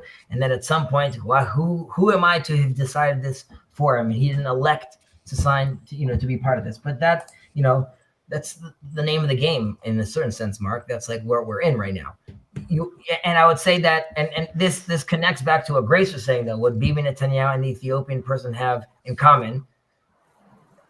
And Bibi Netanyahu, as a representative of the government, is an example of that. The state of Israel, the secular state of Israel, or as far as like it's putting aside its religious point of view, it was a place to make sure the Jews have a homeland and they are safe and they could express themselves, because that's nothing they could have done for a very, very long time. And who was identified as Jews? There are Historically some darker speaking, ideas 2,000 as to years. why the state of Israel was created. I'm sorry? There are some darker ideas floating as to why the state of Israel was created, The but secular state we'll of not Israel? go there now. Because it's dark. But so the Ethiopian Jew, this is something that he was praying for 2,000 years. Bibi Netanyahu's grandmother was saying the same prayers. And if it's not his grandmother, it's 2 generations before that. That is the story they have, and this is the place they're going to go. Now, it's true. There was versions of Uganda, and we're going to find a different place for the Jews to live and things like that. That's a whole nother story. The fact that they manifested into their homeland and happened this into where their historic homeland was is something that is very, very, very desirable for a secular person because of cultural reasons, to a religious person also for religious reasons. So Because you're saying that prior to the advent of Zionism around the turn of the 20th century, that Jews were praying for a secular state. No, not a Devout secular Jews state. were praying for a secular state. No, but that's not That's the point. not true. They weren't. That's not. The It was Ethiopians, unknown. the Ethiopians were also not praying for a secular state. Both Bibi Netanyahu's grandmother and the Ethiopian grandmother was giving the same prayer for a non-secular state. But they got a secular state. What can I say? And that's Well, if why. you say you were praying for one thing, but you got another thing. Okay. Yes. No, Okay, what- but like you weren't praying for the thing you got. That's Correct. not Yeah. true. but None of them. These ideas came out of colonialism, not Yeah. out No, of Judaism. no, because there was no other way of building. You couldn't have built the non-secular state. Oh, In of order course. to No, it you're not. turned- That's not true. Rabbis throughout the world said God will send us a Messiah. He will lead Ben, us. Ben. And of course, No. if God is behind it- No. My point is, stop praying. Build the state. First build the state, and then wait for the Messiah. So Yeah, but- that's called but- secularism, right? So you're Yes, not become a a sect. Jew in that sense. I'm more of a Yes. Jew than you. But you would be surprised to know. And again, So You're an you are. anti-Jew. You're an No. anti-Jew.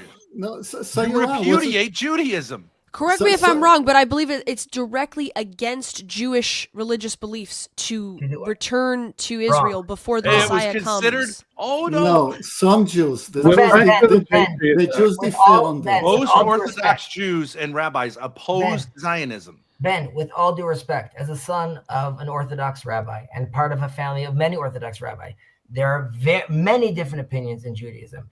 It is true that there are opinions that are against that. The person that runs this channel is one of those people that very much sees this as something horrible, right?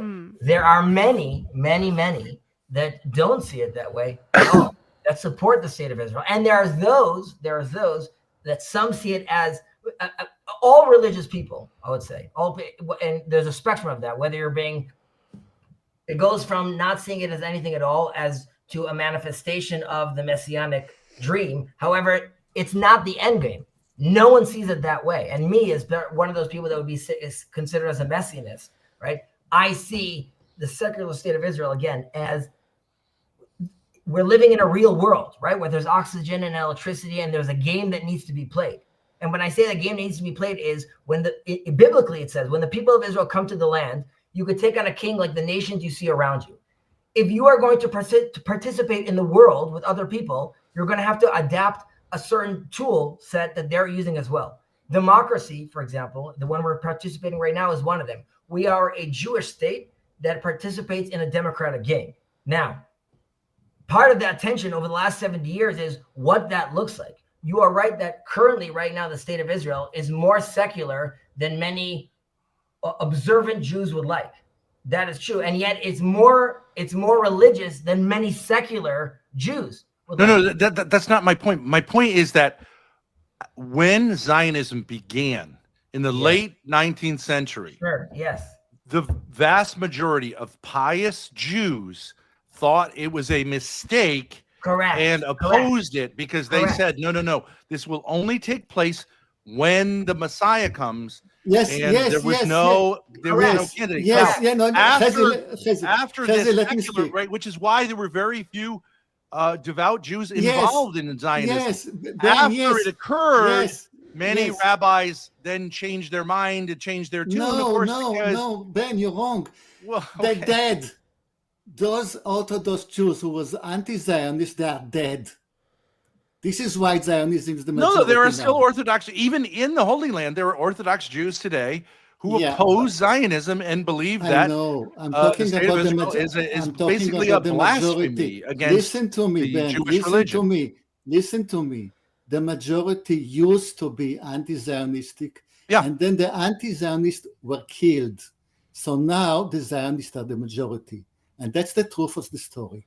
Well, or they died of old age, right? I No, mean, they were killed in the Yeah, they're millions. exterminated. well, but I'm talking about like in the Arab Jewish communities. There were rabbis. They weren't exterminated in the Holocaust. They were largely Zionists. opposed. They largely No. opposed, and the Jews that told were in you. the Holy Land largely opposed I Zionism. told you, the Eastern Jews to a man went to Israel. All of them. All Eastern Jews went to Yes. Israel. That's How not many true. Jews are there in Iraq? How many in Iran? How many in Oh, Syria? in the Arab countries. Yes. But I feel Yeah, one and that's second, y'all, I feel like So wherever there's in something- the East, there's something- when there were no white men Europeans, all the Jews went to Israel. In the West, when the white man was, they were exterminated. And this is why Zionism is the majority. That's not true.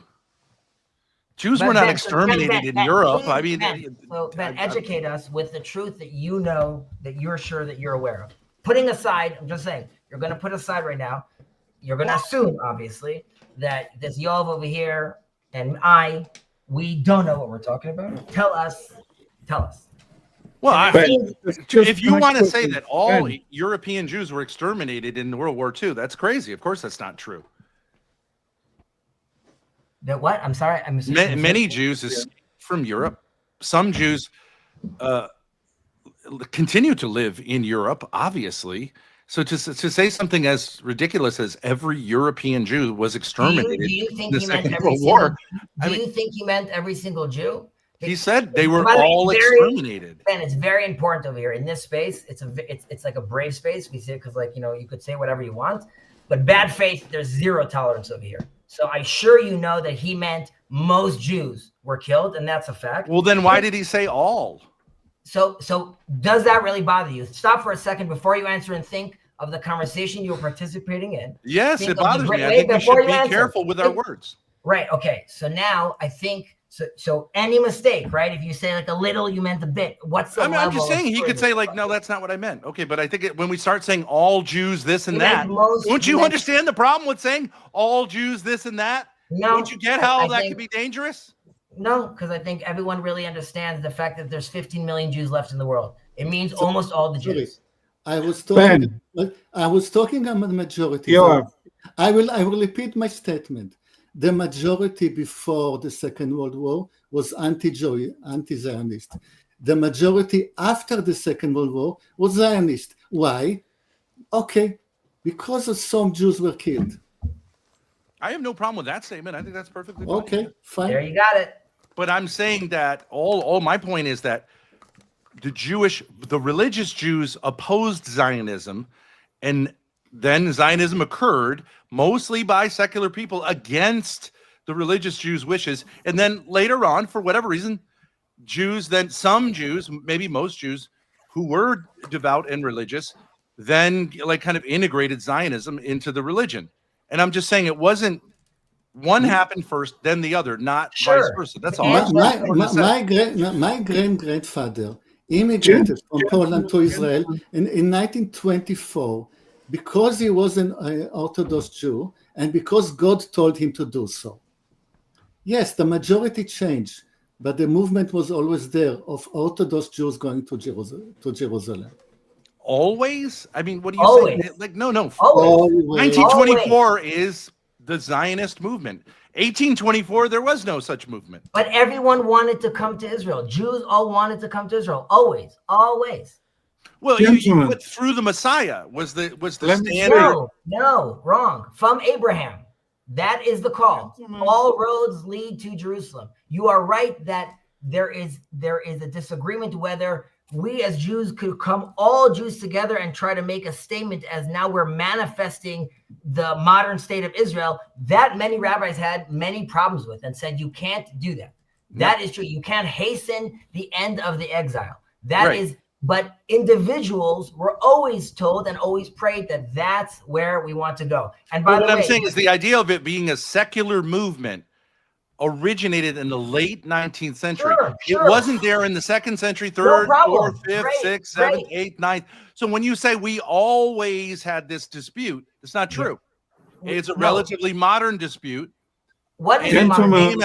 It arose in not because of a rereading of the Bible, but it came as a response to European nationalism and colonialism that were the inspiration for this kind of like new idea called Zionism. That's all I'm saying. That's factually true. But it's the idea, the political movement of Zionism was new. The fact that it's using the name Zion is touching upon the eternal idea that we've had and desire to come back to the land. You are correct that the way it happened is very surprising given the fact that religiously people were very against that idea at the offset. However, when the temple was destroyed, there's a rabbi that made a big move and said, I'm done with this. And he went to the emperor and said, I want all the rabbis and this space up north. And I'm going to make a change right now. And that changed Judaism again. And then again, we were kicked out of the land and other moves were made. And like I started this conversation with, all that's left of all those people are 1.5 tribes. Those are the people that are left. And those are the people that are holding on to that tradition, to that dream and that longing. And through the history, now find themselves together back into their land after 2,000 years. And while it happened off of this secular movement, that's correct. There is now within Israel the discussion of who are we? And because if we're just this secular state, right, there's a lot of questions about what you're doing over here, why this land, or are we more than that? Or are we the people of Israel? And that is a completely different mode. And the religious of us see the secular movement as a platform divinely that allowed that to happen. Yeah. Okay. But like, yeah, right. But we would all agree God works in whatever way throughout history. But at times God punishes through history, right? Which is the understanding of the Babylonian exile, the Egyptian exile. It really wasn't about hating Egyptians or Babylonians. It was about the failure of the people. And also the exile, the Roman exile was largely seen as a punishment. Of course. And Christians see it as a punishment for failing to recognize the Messiah, who, of course, Christians would say, well, that's how we view it. That's how we would view it, right? The temple was destroyed and the kingdom, that relationship came to not a permanent end, but a certain type of end. Okay, that was a fulfillment of prophecy. Obviously Jews would not agree with that. But what I'm saying is we also would say the Jews largely did not recognize the Messiah, who we claim to be the Messiah, because it wasn't a national, he wasn't a king, a military, he didn't repudiate Rome and all that kind of stuff. So I admit God can throw us surprises, can throw us curveballs. Our job is to interpret that. I would say if I was Jewish, I would want no association whatsoever with what is going on right now in Gaza. To say that this is God doing something through us, I would say is a very, very difficult case to make. Well, just to be fair, first of all, I think it's important that we got to this point because there's religious conversations, there's political conversations. So if we're specifically with Gaza, then one has to be very careful how they're parsing this conversation because it's not, well, of course, God is the ruler of all things.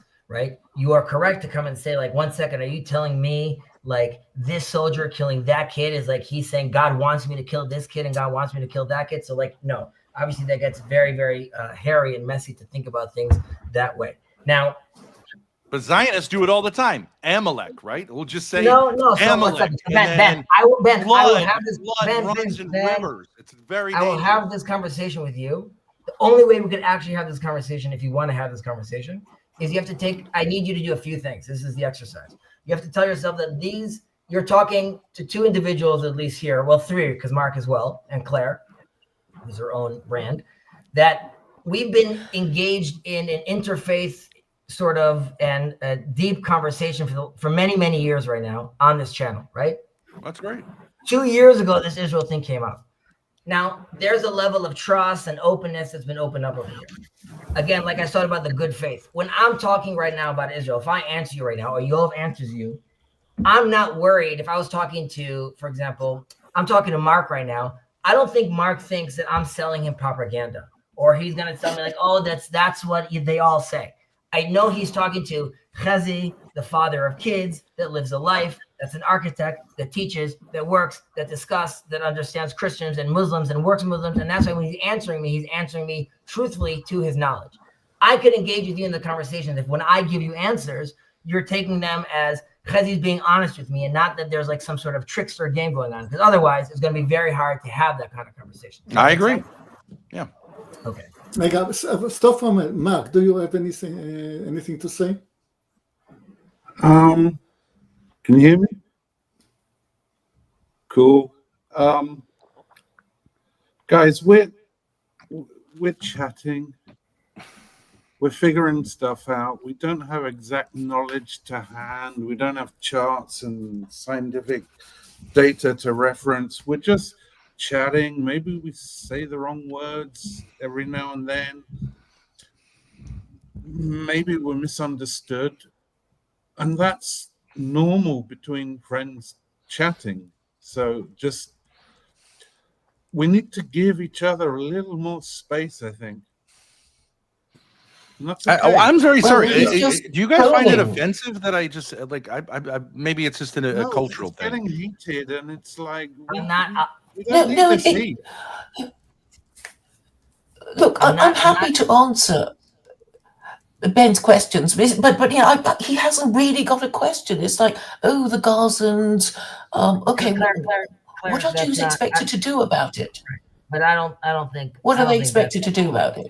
Well, I can give you a question. I would let's say hear it. that Jews should re-identify with the anti-Zionist, devout Jews and say we this Zionism thing is a mistake. It has nothing to do with Judaism.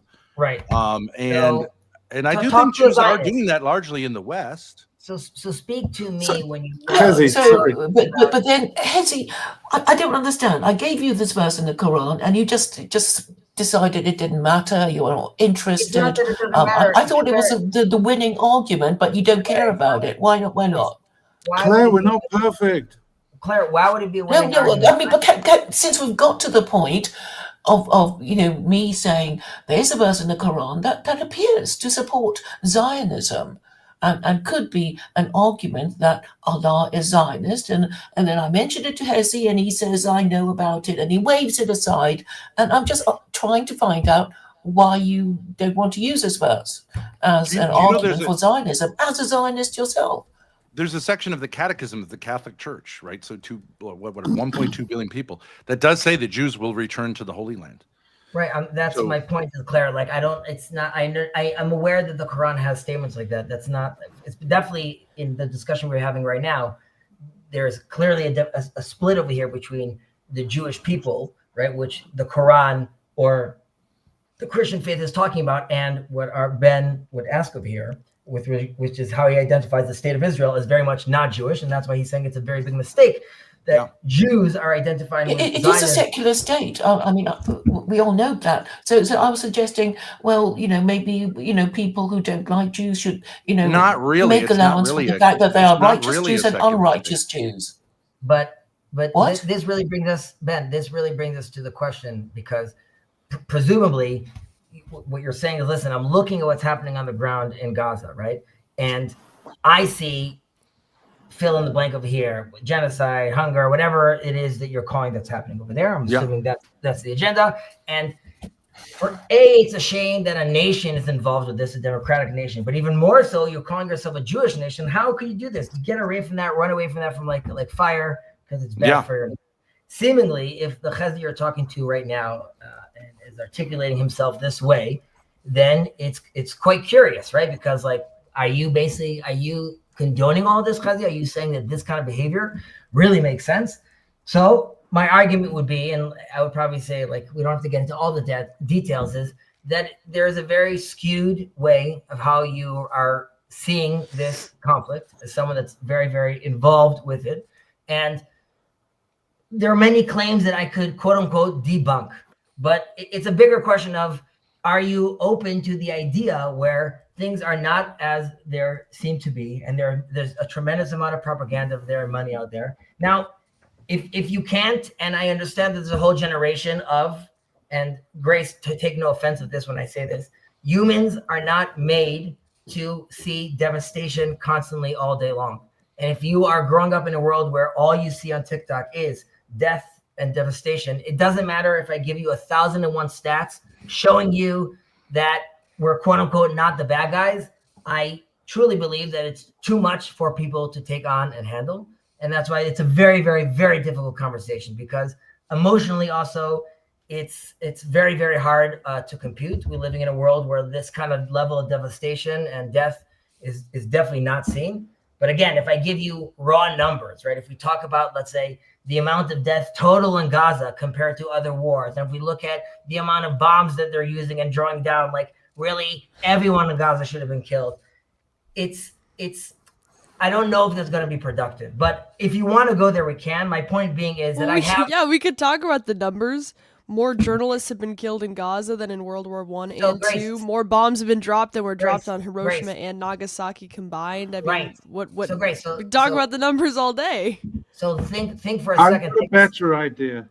Take 1 second, Mark. Take a step back and think how, when I said what I finished saying, you laughed in a way of like, oh, we could go there. And that's it, all of that, not the energy I was giving you. My energy was all that was there. Was there even a space for you to doubt the thing that you're sure you know of? And the response was like, there's no way. So just as an example, if it is true that we did more, we bombed, don't include any bullets or any cannons, just bombs in Gaza, it's significantly more than Hiroshima and Nagasaki. You're 100% right. Right. And then the kind of bombs that they're using in America, the kind of bombs that we're using, the Israeli technology that's very precise, it could probably kill, let's be conservative, 10 to 20 people in this radius. We've shot so many that if you look at the numbers, we should have killed 5 million, 6 million, 2 million, 1 million. But even according there's only 2 million people in Gaza. You can't kill 5 million. Even according to Hamas's numbers, you're at 67,000. Let's make it 70. Let's make it 140. It is nowhere close to anywhere of the damage you would expect. Yeah, I don't disagree with that. Can I make a point that you're giving? Here's what's laughable: the idea that Zionists' propaganda is not dominant over the whatever the propaganda of the Gazans. That you're the David and they're the Goliath. That's laughable.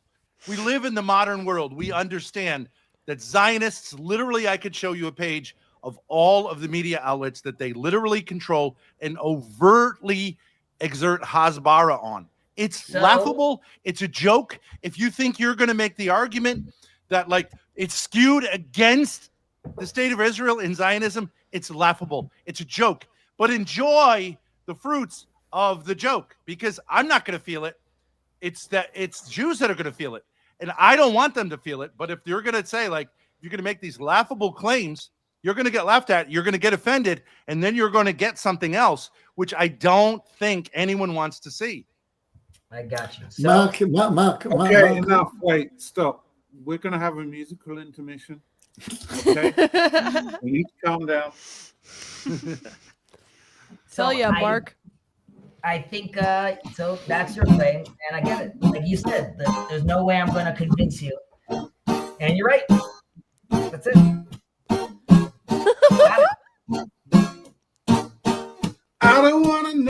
reason why our love keeps right on and walking on down the line. I don't want to stand between you and love, honey. I just want you to feel fine. I don't want to know the reason why our love keeps right on and walking on down the line. I don't want to stand between you and love, honey. Just take a little time. Finally, baby, truth has come down now. You try to tell me that I'm crazy, nothing that I didn't know. Crying to survive. You say you love me, but you don't know. You got me rocking and I'm reeling, hanging on the line. Oh, I don't want to know the reason why love keeps right on and walking on down the line. I don't want to stand between you and love, honey. I just want you to feel fine. I don't want to know the reason why our love keeps right on and walking on down the line. I don't want to stand between you and love, honey. Just take a little time. Woo! That was very nice. Thank you. Genuinely, I'm impressed. I gotta go soon. I gotta walk the dog. Peace, everyone. Bye, Mark. Peace, Marky. Nice to meet you. Nice to meet you all. Yeah, I want to add something maybe finally. Well, Jonathan.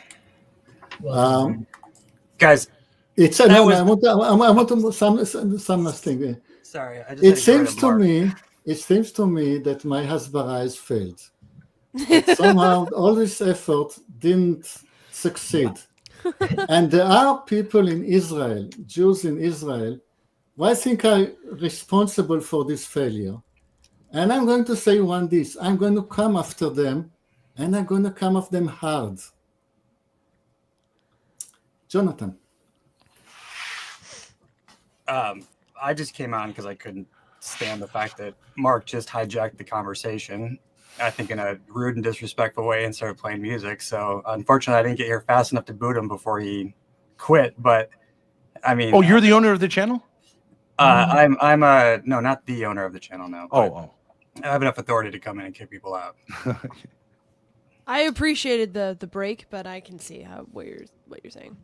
I mean, Um, yeah, I think it's rude to take a, just be like, oh, we're just going to have a break. Like, I mean, like things get intense, but I think they can continue to get intense. And in any case, I don't have anything to say other than I was listening to the conversation, and obviously I got motivated enough to join, but I think I mean, I I don't think know. you have but, to have enough on, to on the Israel front, I don't know if it's going to be like a new conversation. It doesn't seem like Yoav said, right, where if we are Hasbara talking heads, so I don't see that being like very productive. But you can understand my point. If you want to say that Yeah. the Zionist regime has enormous access to the media, which is true, and yet the media, what we get in the media, let's say in America, is skewed against the Zionist regime. Like, you can understand how we would say, like, that doesn't seem very likely to be true. That's very hard to buy. I can understand that's how you may claim things are. I would disagree with the way you're seeing reality, but it's just. But do you agree that? Are you telling me that you think like that the pro-Palestinian cause has more economic and media influence than the Zionist cause? Hands down, for sure. It has more support. So you're maybe, like a but not Qatar more, guy. You're like not saying more Qatar funding. has more influence. Like I said, like if I will turn into like a Qatar guy meme, then yep, I guess I'm the Qatar guy meme. Okay, but I'm just saying, like, that could be true. It's just hard to like Bari Weiss, right? Like Bari Weiss, yeah. Okay, just took over CBS News, which is one of the mainstream outlets, right? And that CBS correct. and Paramount were just bought by an overt Zionist. You're right. America is very favorable to its ally. Correct. You're right. Yeah. And so yes, we get there is- Hasbara fed to us, right? again, you could look at, everyone does propaganda. You could look at Hasbara as being maliciously also faking things. The question is also, you would have to quibble with what in the Hasbara, right? Some of it is genuine, and you would argue that some of it is malicious, or some of it they're making stuff up, or some of it, but like, Yeah. Coming and giving some stats which are true are actually true stats. But yes, That's true. I'm sure that is how people will see certain things. If you look at Europe, if you look at the But Arab like an world, example of Hasbara would be the beheaded babies lie, right? but no, that would not be part of Hasbara, because no government official came and said that, and Bibi didn't come and say that. You are right that that's was leaked, and The U.S. president said it. The U.S. You're president right. Horrible. Immediately called out by Israeli media and news.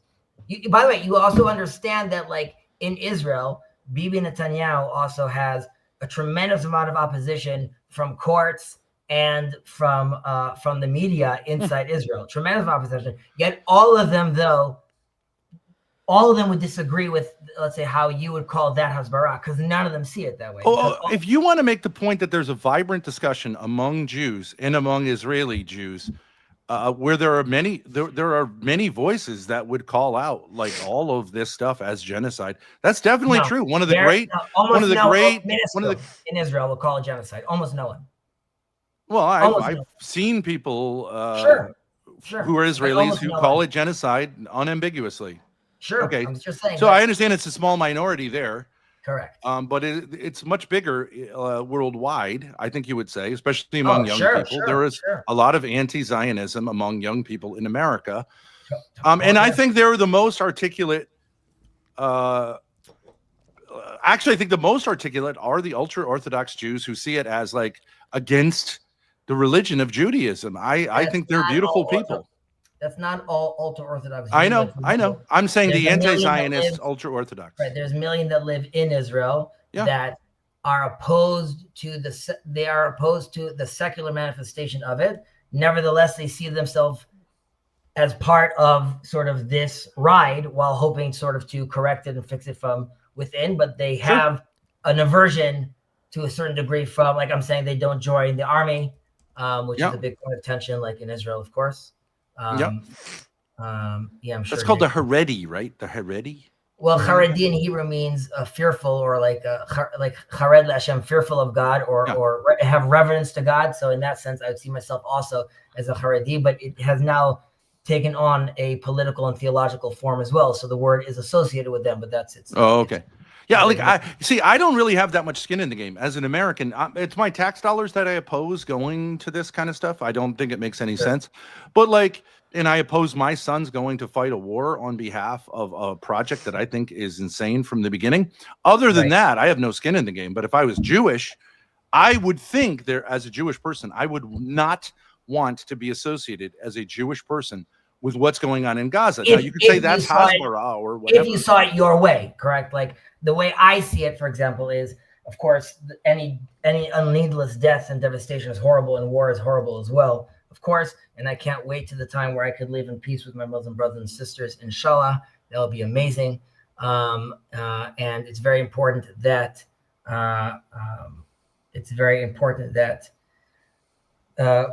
both in Israel and anywhere that we have some sort of influence and control, we could make sure that Muslims have a place to pray and a place to express their beautiful, beautiful religion and culture. Having said that, in the land of Israel specifically, and the current fight we're in, I don't see it the way you do, obviously. Yeah.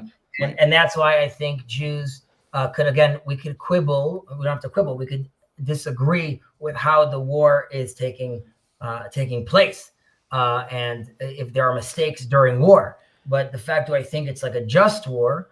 The answer is yes. I think it's a just war. I also think it's beneficial to the world, to America, to with regard to how, again, the way I see it being framed, including the axis of Iran and Hezbollah and its move and terror across the world in general, and in general are, again, as Christians and as Muslims and as Jews, having to fight radical Islam, because that is a very, very, very problematic issue. So Can I ask you? No, Can it I ask you a isn't. question? What Please. do you see as the solution? Are you a one state, two state, or cleanse Gaza type of guy? no, I don't, not a cleanse Gaza type of thing. What do I want? It's also there's realpolitik. Like, what do I think could be happen? There's Let's say, messianic. what would you wish could happen, and what do you think is the most What realistic? can I wish could solution? happen? I wish the temple could be built and all nations of the world could come together and pray there, and Muslims and Christians and No, everyone. no. who I wants- mean, yeah. I assumed that, but I mean, it's So, specifically in Gaza. in- What would so, Palestine as a whole, West in Bank and Gaza? Gaza? But let's just say Gaza. I would like. Unfortunately, it's really time. What has to happen is a deprogramming, as in, like, in Gaza, there can't be any schools that are teaching math through how many Jews you kill or calculate the amount, how far the rocket could go. So, like, all This that needs is baloney. to be This is scrubbed out. baloney Hasbara. One second. But Ben, you remember the discussion we had? The assumption then is that I'm not trying to lie or do that, even if that's what you think I believe. Okay, so this is what I'm going to tell you based on the things I've seen and facts and seen. No, and but I held mean, these- so do you believe Gaza should remain occupied, or do you yeah, believe so- it should be incorporated into Israel, or should there so be I'll two answer. separate nations? Once I know, right, and this isn't, they could continue teaching Islam there. Once I know that there's no discussion, which is I'm going to try to kill these people, right? Live there, dance there, build an airport, do whatever you want. More than that, you could become the prime minister of Israel. Just, there is no such thing as this place will be rid of Jews. So are you Is it- saying one state solution? If you say, well, like, a Gazan could become prime minister of Israel, you're saying so it would all be Israel? I mean, if he's loyal to the state of the Jews, he could be the prime minister. Why would a Palestinian believe in an ethno state that is designed, unlike any other nation in the world, Mhm. for one ethnic group to be superior to But any it's other not ethnic superior because the 2 group? It million, absolutely is. It's a 2 Jewish million state. What does that mean? the 2 million Palestinians that live in Israel have equal rights. There's a Jewish. That's not true.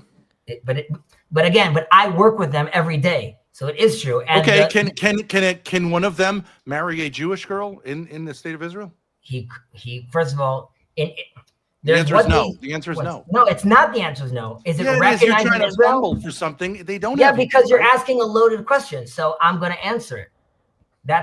So do you want, is it all take 1 second? Because I am, right, like I told you, part of people coming back to its land trying to manifest itself, which is very difficult to do, and dealing with minorities that biblically have a relationship with them, right? So that is also something very, very complicated, like you just said. So you're nodding your head no. But the reality is that a Palestinian chief justice put the Jewish president into jail, right? So that doesn't happen in apartheid states. And there are Arab members of Knesset, right? There are Arab members of Knesset that vote against Israel.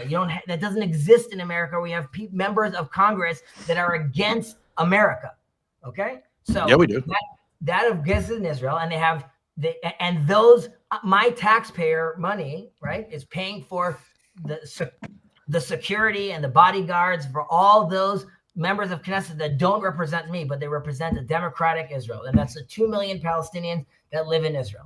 Now, yes, it's a Jewish state. Like I said, it is a Jewish state. And you could have a discussion with any Christian that wants a Christian national state, or an Arab that wants an Arab nationality, right? There's Dar el-Harb, which is the whole world eventually needs to be conquered. So Is there in any my- other state in the world Yes. that is like the Jewish state No. of Israel in the sense? But No. I'm doing, So it's but I'm not unique. playing your game. I'm doing It's unique. something else. It's Yeah. an ethno state. Sure. Yes. Okay. The Is last a one we Jewish had state? was in Germany in Yes, World War but- II. But The German unlike state for the Germany, German people. everyone is equal under the law. It's not In true. almost every regard. You're nodding your head no. The reality is you have to square it to me that. What is that Palestinian chief justice doing putting a Jewish prime minister in jail? Explain to me how that happened. How does he get to be the What chief rights do the 5 million people who have been occupied since 1967? That's a different question right now. Wait. Be Well, fair. but you just want to conveniently No, redraw the did map. I say 2 million? Did I ask about 2? Grace asked, what are we going to do about Gaza? I'm giving you a Yes. reality already where we've tried it out. there are 2 million Palestinians that live peacefully with the Jews. I interact with them every single day, specifically because of my profession. I work in construction all day long. I'm with them, in and out, eating in their houses. They're in my houses all the time. They live beautiful life. Can I ask you a question about those people? Do you think that they have forgotten or will forget anytime soon that they were displaced by a colonial settler project called Zionism? And they lost their homes, and they lost their right to participate as equals in a society because of a European project that had nothing to do with them. Do you think they're going to forget that? So I will answer that question. It's a very good question.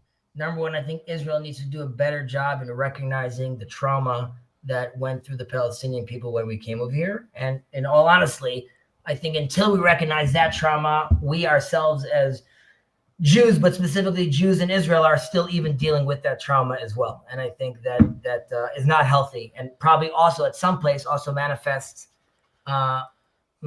even in the body politic and how we represent ourselves. So that's just, it's not healthy, and it has to happen. With regard to your question with the Arabs, I think there are some that will have a hard time forgetting that. I think there are some that have already forgotten that. I think there are some that are a minority that even identify specifically with the Israeli project. I think there is a majority, though, again, of Israeli Palestinians that have obviously their own diverse religious wants and beliefs, but nevertheless understand and truly recognize that they're living a far better quality of life in Israel than their surrounding neighbors. Now, that doesn't mean they can't find other quality of life in other places. But when I discuss this, which is, again, it's been more difficult since October 7th, but any opportunity I have to discuss these things with my Muslim brothers and sisters, this is a discussion that I try to have with them. Really come down and ask, like, what is it that you would want to see, right? I have this carpenter I really worked very close with, that he cannot, and I've done very progressive interpretations of my religion, of showing them, like, we're praying together in the temple. He's not interested in that dialogue, right? He knows, like, this is all mine at the end of the day. He's very nice. He's a nice guy, but he doesn't want me here at some point. And there's others that very much want us over here and see it as a blessing, if, of course, they are still dealing with a tremendous amount of tension, because even the Palestinians living in Israel, and let's call them the ones that are successful and are living this great life, they have cousins in Gaza or family in Gaza. So, like, obviously it's very, very hard to disconnect from that. And of course, Israel is not in a healthy state with the population it has, right, that are not those Palestinians, right, those other 3 million people. And you're right, we have to figure out how we do that. But for that, it needs two to tango. And so what you would like, if you could go into the brains of the Palestinian people and erase their memory of their own history, which you acknowledge, you want them to do that. Don't you see how ridiculous that is? Since the whole Zionist project is based on historical. You just erased all of human history. You just said basically, I would like them to forget their history. No, I never said that. Never. Yes, you did. Once. No. Well, you didn't say those words, but that was but remember, Ben, when you got implication. super angry for when Yoav said all and didn't use the right words, and now you're completely saying something else. Remember, the good. You're implying that it would be desirable.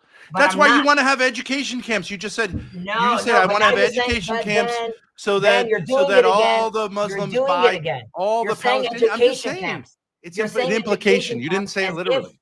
But now you're trying to make it sound like Let me ask you a simple question. No. Let me ask you a simple question. There's no questions, First, right? Yes. IDF's in control. No. IDF's in control. Gun to the head. No questions. Get him out of here. Before you go around and saying camps, how about you first acknowledge all the words of love and kindness I spoke about the Palestinians and my brothers and neighbors? And you don't do any language like this that I'm talking to you right now from 99 of the propaganda heads that you talk about. But yet, even this language for you, all you're jumping on is the things I just said, which are loving and peace-seeking. You turned into, I want to educate people into camps. referencing somehow. You that I said would- you want to re-educate people No, I didn't in say I want to Gaza, re-educate them. I said they should have Muslim teachers. They need to make sure they don't want to kill but Jews. you're going to That's be in all I charge of said. their education, right? No, You're no, going to be in no, charge of their no, education. I didn't say yes? that either. Bring Oh, in okay. Turkey. Well, bring in other if countries. they participate in your program, they'll be No, allowed to educate their Just children. don't want to kill Jews. That's it. That's all you need to want to do. Just that. That's the only requirement. Chezi, stop now. Stop. Enough. Enough. Let's stop this discussion. It will lead us nowhere. You are correct. So this is my stream that I started. So we're going to take the moment to do the grift, and I'm going to promote the book that I've written, where I've thought about all these things in depth, probably, mostly. And just to let people know, I plan to put another stream out because I've recorded 5 chapters that are adjacent to a lot of this discussion in some ways. I'm going to be streaming those later tonight. And if anybody wants, because this is a rough draft, I also just completed a second book that just finished the draft of it. So it's going to take a little while to get out there. But this one, it's for promotional purposes. So if anybody's interested, What's the title? The title is Tents Before Temples, Rough Drafts on Building a Culture That Lasts.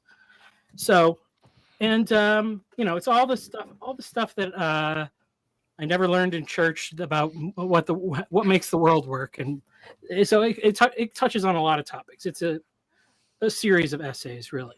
But if anybody wants to, they can download a PDF of the book here, and oh, you're giving it away. Yeah, well, I'm trying to get I'm trying to make friends, not make money. I mean, more or less. Well, I do need money too. So if people like it and they want to support me, they can. But I must add, this gentleman Sartori is a genius. He has a lot to say. I wish it said in a thinner book, but it's the next one is much thinner.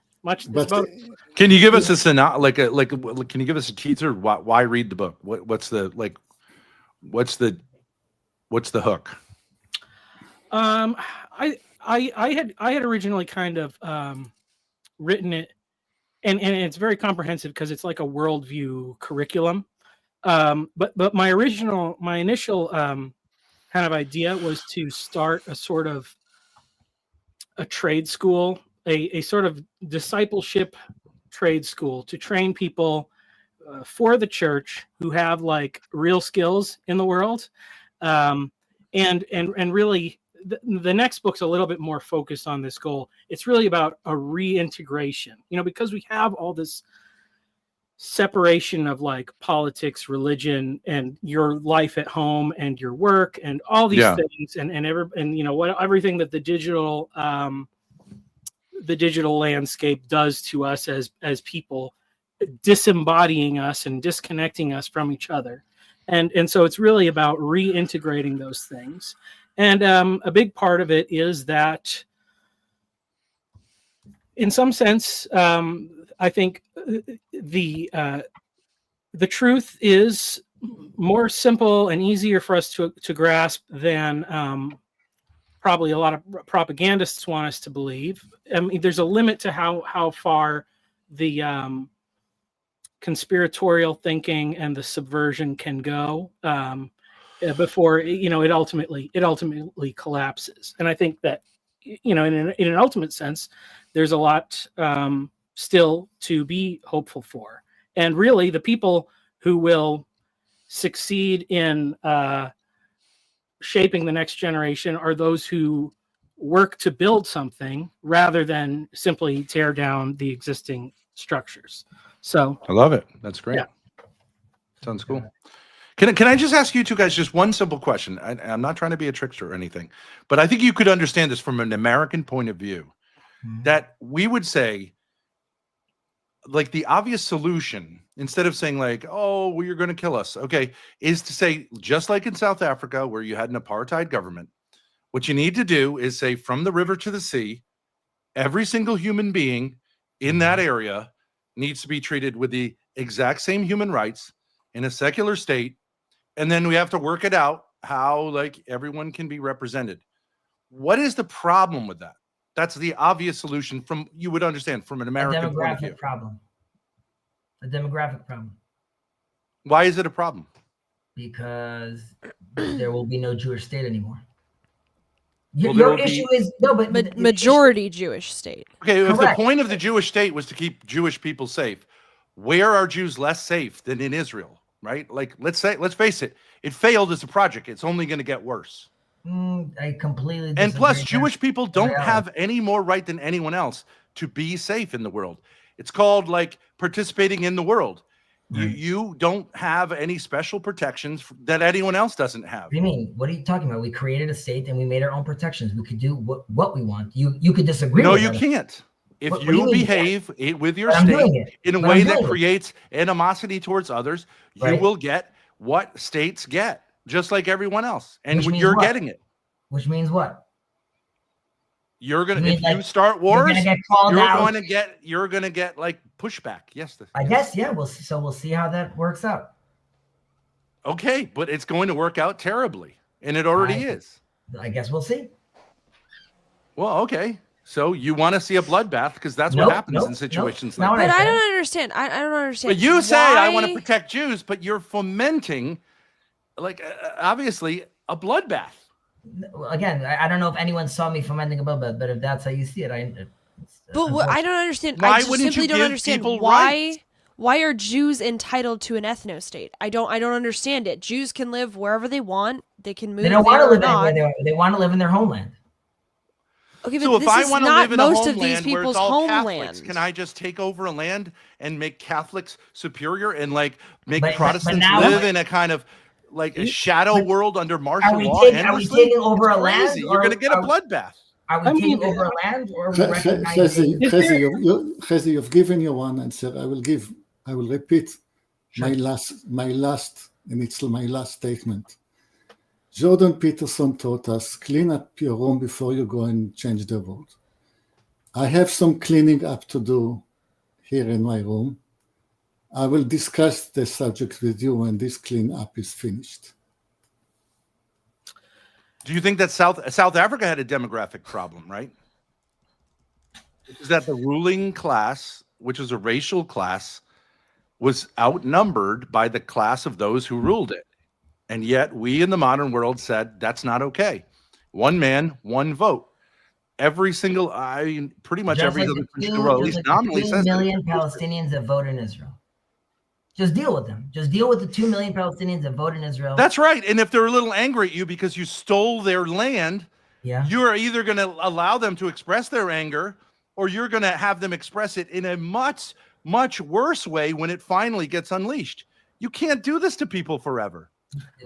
Do what for people? Why is You it mean- you- Oppress them. Do you mean the situation of Gaza and like the territories? Yes. Yeah, of course. It's not a good And the situation. entire project. No, not the entire project, but yes, definitely the territories are something that needs to be figured out. You're right. But I look, I'm an American. I believe that the way that America was settled was unjust. I think Sure. we should have been much more kinder and much more gentler with Right. the native peoples, though I think they would have welcomed us. And I think that Sure. Jews would have been welcomed. But instead, you went the way of violence. Did I say And now that- you've got people who are angry at you. Sure. And Yep. you don't want to deal with it. Well, you're going to deal with it sooner or later. When you say you don't want to deal with it, you mean like the current leadership of Israel? Well, you're not in Israel, right? I am. Okay, Oh, okay. where is the nation where the people have always respected like the rights of the land or the people that like, I mean, is there any spot on earth that you can go like that this has been done correctly ever? I mean, I don't know. I mean, My people live in Norway, like they've lived there as an ethno state, but like without saying Norwegians are better than anyone else. I mean, there are lots of places so where now people there's a just. place where it's- Did you where it's say cool did I say I'm and, better than anyone you know, else? But What's that? Michael, what does it matter? Even if I agree, a lot of states and countries were established with war and violence. But what does it matter? There's a current oppressive occupation going on. What does it matter what happened in the past? Yeah, but do you what do you about- agree or not agree that that's wrong to do to people? People should not be I oppressed. agree. That's Okay, like that's no, like no. if somebody owns slaves and they go, "Well, there was slavery in the past. What's the big deal?" Like, yeah, no shit. It can be People used change to their say, okay, minds. like we're not doing anything different. And it's true that like there were many settler colonial projects. Most of Africa was colonized by Europeans, but like only Israel hasn't got the memo. Like European colonialism is like not cool anymore. And Okay. Yeah. Also, I'll say it from the American perspective of things. You know, obviously, there was written into our Constitution no specific state religion, because the people who had settled here had experienced the problems and the that come with that. You know, for any minority group. So the idea is that you have to have some sort of a majority in charge, or you know, the majority that gets in charge. The question is, how are they going to deal with those minority groups?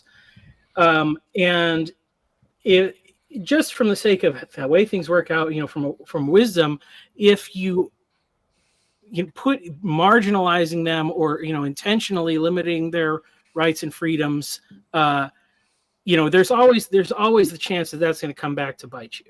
Now, I think one of the problems that happened with America is because the lack of specificity in the way that they wrote the Constitution. I don't think the founders ever thought that we would default to a secular, atheist, materialist, neutral position, and obviously that has been very, very problematic. And regimes that explicitly, you know, hold that have been the most destructive. So it has to be. a lot of the founding fathers were very thin on religion. They were not devout Christians.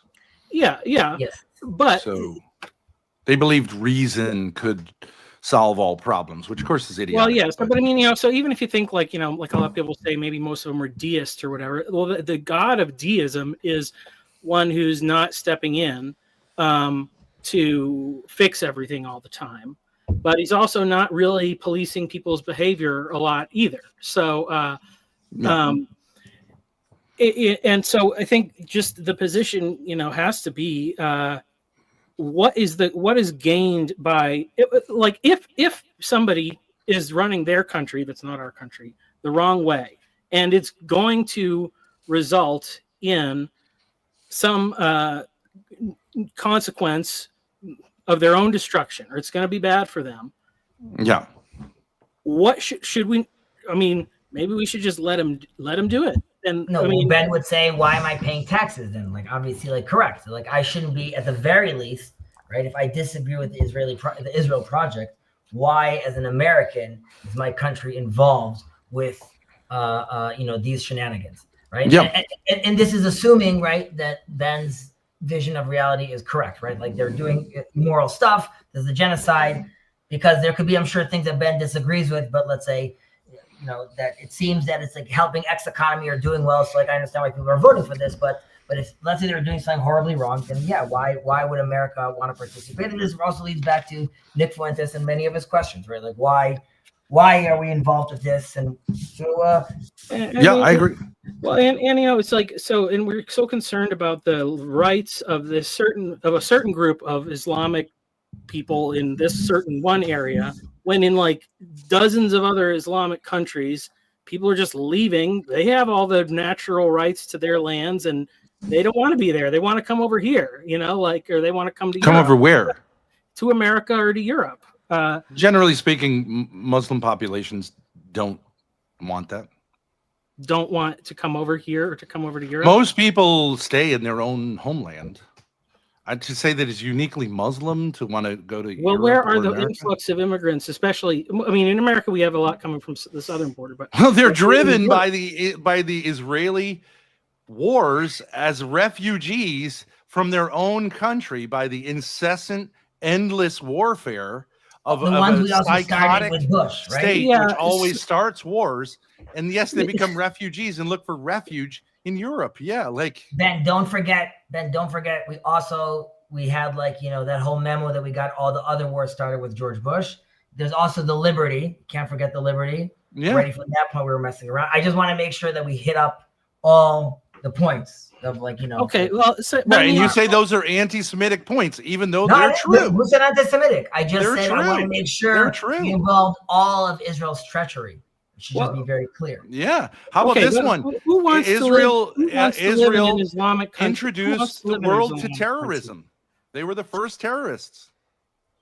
And now, very recently, they introduced the world to like a new form of terrorism, which is like infiltrating the supply lines of products and putting explosives in them. Yeah. You got to own it. If that's a great thing, then you guys are the best. But like, I don't think that's a great thing. Israel's the only country that I know of that revels in assassinating foreign leaders. It's interesting, though. To me, the most curious thing is that you're not really curious. You know the answers already. So, like, why discuss things with Israelis? You know. Well, I had a question about Jewish, but like, here's a question to you, Kizzy. You say, I love my Muslim, my Palestinian, right? Why not see them as a gift? Why be afraid of them? Why not say, I think that every Palestinian child, every Palestinian woman, every Palestinian old person, every Palestinian man is my brother, and I want to see him have the same rights as me. Not only do I want him to see him have the same rights as me, there's nothing more biblical than the focus on the land. And the other thing that's the most biblical, that's constantly railed upon in the 5 books of Moses, is the foreigner living in your land. And I think it's not a coincidence, again, as a messianist, that when I come back to my land, I'm ironically also have to deal with this idea that this foreigner is in this land as well. And you are 100% right that until we don't figure out what the just and you and I will vastly disagree with what the just outcome is potentially, but you're right. If that doesn't get solved, then it's devastation. Correct. But I would push back. You say there's nothing more like an old Hebrew Bible than being focused on the land. That's not true. The Hebrew Bible is focused on devotion and fidelity to God. It is not land worship. Land worship comes not from land worship. Not land worship. Not land and kinship, Yes. European nationalist romanticism. Yes, the very people who you claim to be this philosophy you claim to be your arch nemesis, German nationalism. That's where you got this idea that it's all about land and like kinship. Ben, don't teach Chezi the Bible.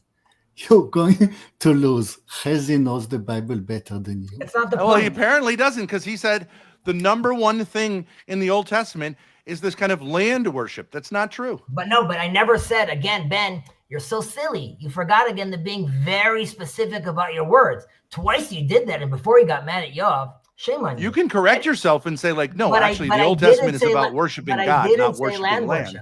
But I think Zionism displaces the worship in God with the worship of land. I didn't say land worship. The place to worship God as a people can't be in a vacuum. It has to be in a land. The only way I could worship God through his fruits is when I grow fruits on a land. The only way I could build a house and shelter for my kids is on a land. That's Central European nationalism. That's not true. Jews thought for 19 centuries they could be devout Jews. Yes. Anywhere. Correct. You could be a devout Jew anywhere. Who claim to be the correct interpreters of the Old Testament would say that, yes, you can worship God in America, in Siberia, anywhere. That it's ridiculous to confine worship of God to a particular place. But who can find it? You. When? You just said you can't worship God except in a particular place. No, I didn't say that. I said where in the Bible the story of Abraham, take this land. Isaac, go to this land. Jacob, come back to this land. Moses, taking him to this land. Hey, Israelites, if you don't listen, you'll get kicked out of this land. You should pray for the water on this land. If you listen, eventually I'll bring you back to this land. If you don't listen again, I'm going to kick you out from this land. It has to do with this land, because in this land, we are going to worship God. And in this land, when we're oriented properly, and you could decide that that's not the state of Israel, sure, but in this land, when we're oriented properly, we are supposed to be an example of what a nation looks like living its life through God, which is supposed to be an example for the rest of the world to do on their land. I'm gonna Our end the stream at 3:00 just so everybody knows. Okay. Yeah. So- And what does the world make of the state of Israel right now? By and large, the entire world sees the state of Israel as a pariah state that is a shame among nations. A You're right. shame. It is a problem. Again, I have other interpretations that You think it's a city on a hill? Like, it's crazy. No, Look what's going on there. You wouldn't disagree with that. You're saying currently, right now, it's not that, or the state of Israel is not that. The Biblical entire history Jerusalem- of the colonial project in Palestine, to me, is an absolute scandal compared to like what the Bible teaches us. Absolutely. I will agree with you that if we end up not manifesting into what the Bible is talking about, then it would have been a huge scandal. You're right. Well, it's going to end up that way. I hope not. I really hope not. Yeah, maybe. But why wouldn't you say, like, well, the first thing we should do is treat people whose land we stole with a little more respect? But then Well, we're wouldn't that be step one? Well, no. Well, step one that's would not be step one. No. But Step you just one- blah blah blah. I love my Arabs brothers and sisters, but I won't even admit that I should treat the people whose land I stole with respect. That's too much for you. That's crazy. I'll end like this. Grace, it Yes. was lovely. It was lovely talking. Ben, I hope you could understand that the people seeing this, right, don't see you as being like being in good faith. It doesn't mean in any way that there's any malicious intent, I don't think, or there's no malice from me, but like it's very hard for me to play with you in this space. And because of that, and I hope you don't think that this is like me running away or something like that. Like, No, that's fine. I don't play those games. But I think that I think you're sincere, but I think you're wrong. But it doesn't think you don't think I'm sincere, because if you say that I'm joking about all these No, I things- think you're sincere and wrong. I don't think why can't you be Sure, well, sincerely wrong? So when I sincerely say that Israel has to recognize with the trauma we caused the Palestinians, you should look at that and be like, oh, that is a recognition I want Israel to have. You're right. And I don't But when know I if- ask you, should you respect them? You say no. When did I say no? I do respect them. I said respect step one should be that you Yeah. treat your Palestinian brothers and sisters But we do. with respect, and you said no. No, I never said that. I do treat them with respect all the time. Well, how about giving them equal rights? They Isn't do have that equal what rights. respect looks like? Do you mean, like, again? They don't have equal rights. They have ID cards that says their You- ethnicity, and they can't own 80% No, but I'm of talking about Israel. the people They can't in the own the occupied land there. territories. Why Wrong. shouldn't they have equal rights? But they do have equal rights. You mean Or a the nation God- of their own? They You have mean no the- rights. They could have a nation of their own. We tried and offered many times. That's a lie. It's just no one believes your lies. I mean, No, but Ben, okay. you don't I know believe that you that. believe them, but like No, the right, world but doesn't then, care. right. No one cares. Oh, the owner Yeah. of the channel is here. No, it's even Yes, better. he I is. hope, Hello, I Jacob. hope- Hezzy, hope Hezzy, Jacob- Hezzy. I'm leaving, Jacob. No, you don't have to leave. I wanna But leave. I hope but you realize. Ben and Grace may have to leave. No, one second. Ooh. I hope not, but we'll So 1 see. second. Jacob, wait. I'm gonna leave. This is a good opportunity. Ben and Grace. Again, I say this, and I mean this honestly. Forget me. Jacob is an anti-Zionist. He could explain what that means if he wants to, but he's very much been like one of those people that you say that thinks Israel is Satan's work and it shouldn't be over here. More Jews are dying over here. It's horrible what we're doing. Okay, now this. I acknowledge not all Jews agree with Sure, Zionism. that's fine. We I- love I Jacob, and totally- Jacob and I have been in dialogue for years, and I love Yeah. Jacob dearly, right? Now, Jacob will give you his day in the sun, so to speak. And then you have to ask yourself, if you end up this conversation thinking also he's full of lies, right? You have to then ask yourself, what is the information that you need? It doesn't have to happen in this conversation for you to change your mind. And ask yourself, is there anything that could be presented? And can you articulate what that would be? Okay? And you have to ask yourself the same question. Sure. And I do that all the time. The example would be I'm challenged by this beautiful man over here, Jacob, all the time, every day. And by many people in Israel, and by the fact that I need to live with my uncle, my other uncle, my cousin, another cousin that all died and were murdered, unfortunately, and I have to live in this reality that I choose to live here and raise my kids over here. And am I making a huge mistake? All of those things are something that I have to, of course, think about. But I ask you, please take what Jacob says seriously and consider those things. I wish you guys a fantastic weekend. And Nice meeting you. I appreciate your honesty. I mean, I appreciate that be able to have a conversation. I think don't it's think great. anybody thinks he was lying in the sense of saying something he doesn't believe in just to say No. it. Seems sincere. So I, as has been noted, I don't usually come on the Sabbath, but I am here, and there's a reason for that. My channel is not a place to spread anti-Semitic propaganda. I am not accusing you of deliberately spreading anti-Semitic propaganda. I want to know what you're doing here. You are more prominent YouTubers than I am. Please go ahead and introduce yourself and your agenda. Well, I'm more the person who wants to be here than my daughter.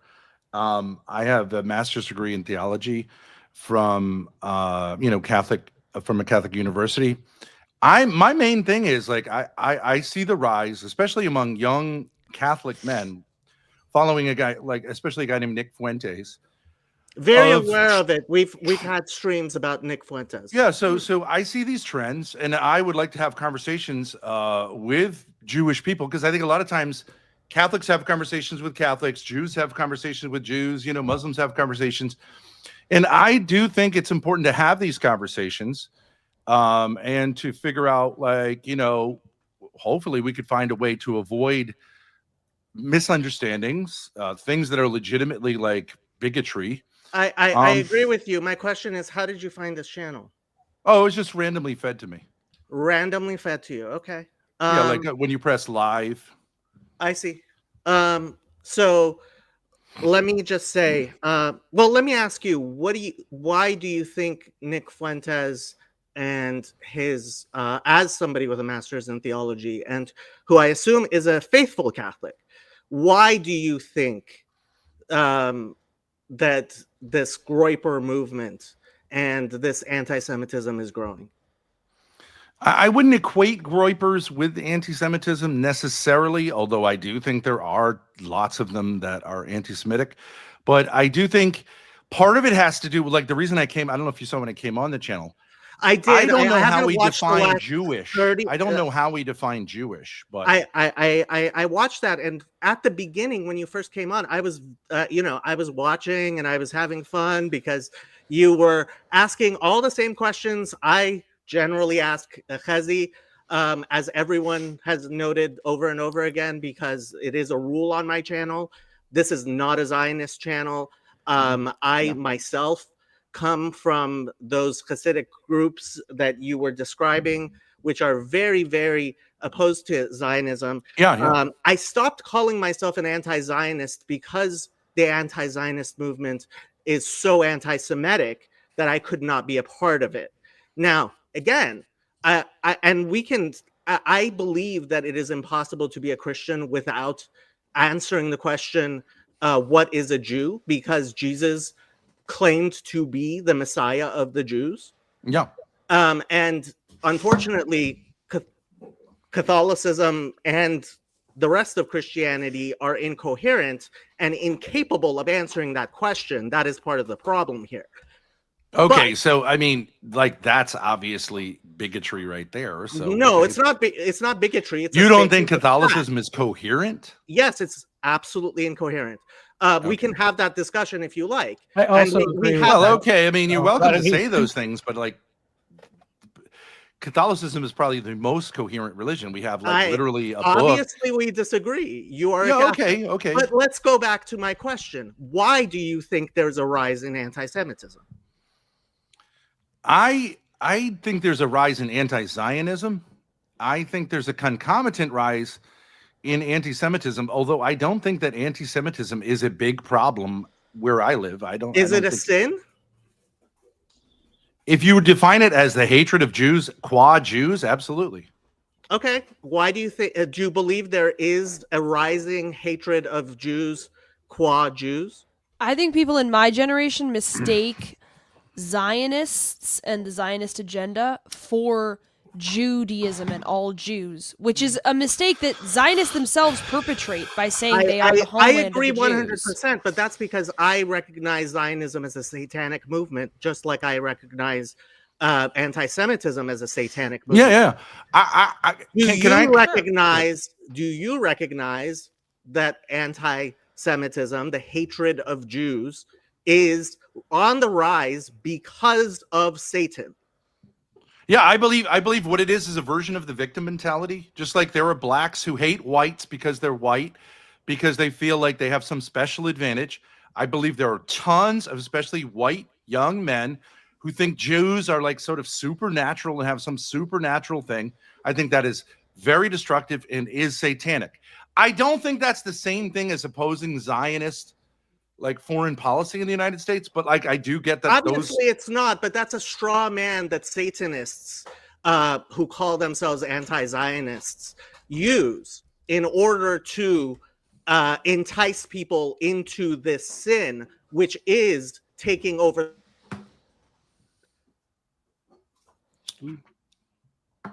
You cut out for a minute there. Well, my point would be like what I'd love to have a conversation with Nick Fuentes. I've had many conversations with his like acolytes.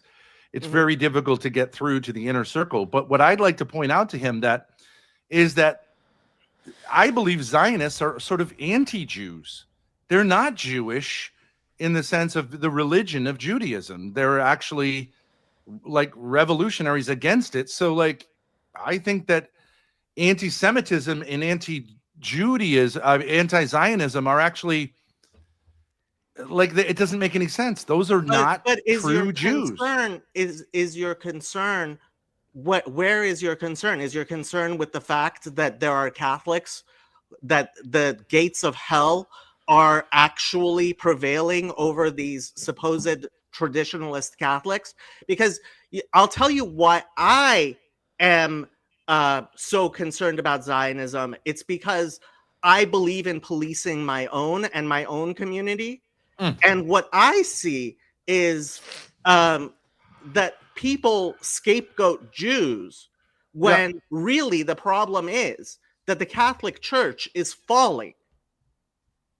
I don't think the Catholic Church is falling. Have you seen the Pope blessing ice? Yeah, sure. I have no problem with the Pope blessing ice. Well, you laugh, but see, this is your bigotry. You are a bigoted anti-Catholic person. I am not a bigoted anti-Catholic. So if you would not laugh at my religion, then I won't laugh at your whatever. I am not laughing at your religion. So let me explain something to you. As a Catholic, you laugh at the idea of the Pope blessing ice. I think most people realize, like, priests bless cars. There's a procession in our town where the priest blesses boats. A blessing just means, like, sort of like you're pro this. What did you think of that of that recent confirmation? Was it of the some newscaster who with his husband came and got accepted into the Catholic Church? Does that homosexuals, people who have same-sex inclinations are not barred from the Catholic Church by any stretch of the imagination? Yeah. Okay, I didn't expect them to be barred from. Are you going to tell me they were married in a Catholic Church? No. I am going to tell you that from what I saw, and I hope it's wrong, Father Jeff Martin, who says a lot of things. James Martin, sorry. I went to school with him. And he gets he's seems to be a Catholic priest in good standing. Yes. Does a lot of things which, if it was in my synagogue, I would not put up with. Okay, basically what happened was Father James Martin, what does it say here? Celebrated the confirmation of a married gay man, openly gay man. And the sponsor of that gay man in his confirmation was his husband. Yeah. I understand that, like, yeah, James Martin is someone who pushes the envelope a certain way, but he is respectful of the Pope, and he doesn't say anything contrary to the teachings of the Catholic Church. There is a wide spectrum, and generally speaking, the Church has taken a different tone towards LGBTQ people, though the teaching remains firm. I don't know why you say that means the Catholic Church has fallen. I can jump in here. So because here's the thing, and this is really the reason why I read my book, or why I wrote the book that I wrote, because I have young children and I'm very concerned about their future and the culture that I pass on, and the central part of that is our faith. Now, I received that from my father, who I said he converted, he was born again, so he left the Catholic Church. He left on good terms with his family and all that, and my parents did a good job of transmitting that to me. But if you look at my uncles and my cousins, like, so my grandparents, very, very religious, traditional Catholic. My uncles baptized and confirmed, but very much wanting to participate in that American dream. They're highly educated, very successful. One was a union president. The other one just made a boatload of money in commerce, industry, and so they have kids, and they send all their kids to school. What you mean is he was in the mafia? No. He was. I'm just kidding. Yeah. That's just making it. No, yeah, they were. No, so yeah, they're very much on the like Anglophile. Yeah, assimilationist. Yeah, sure. So but then you get to my cousins. Two are PhDs. One is a lesbian and a card-carrying communist. Another one's non-binary. And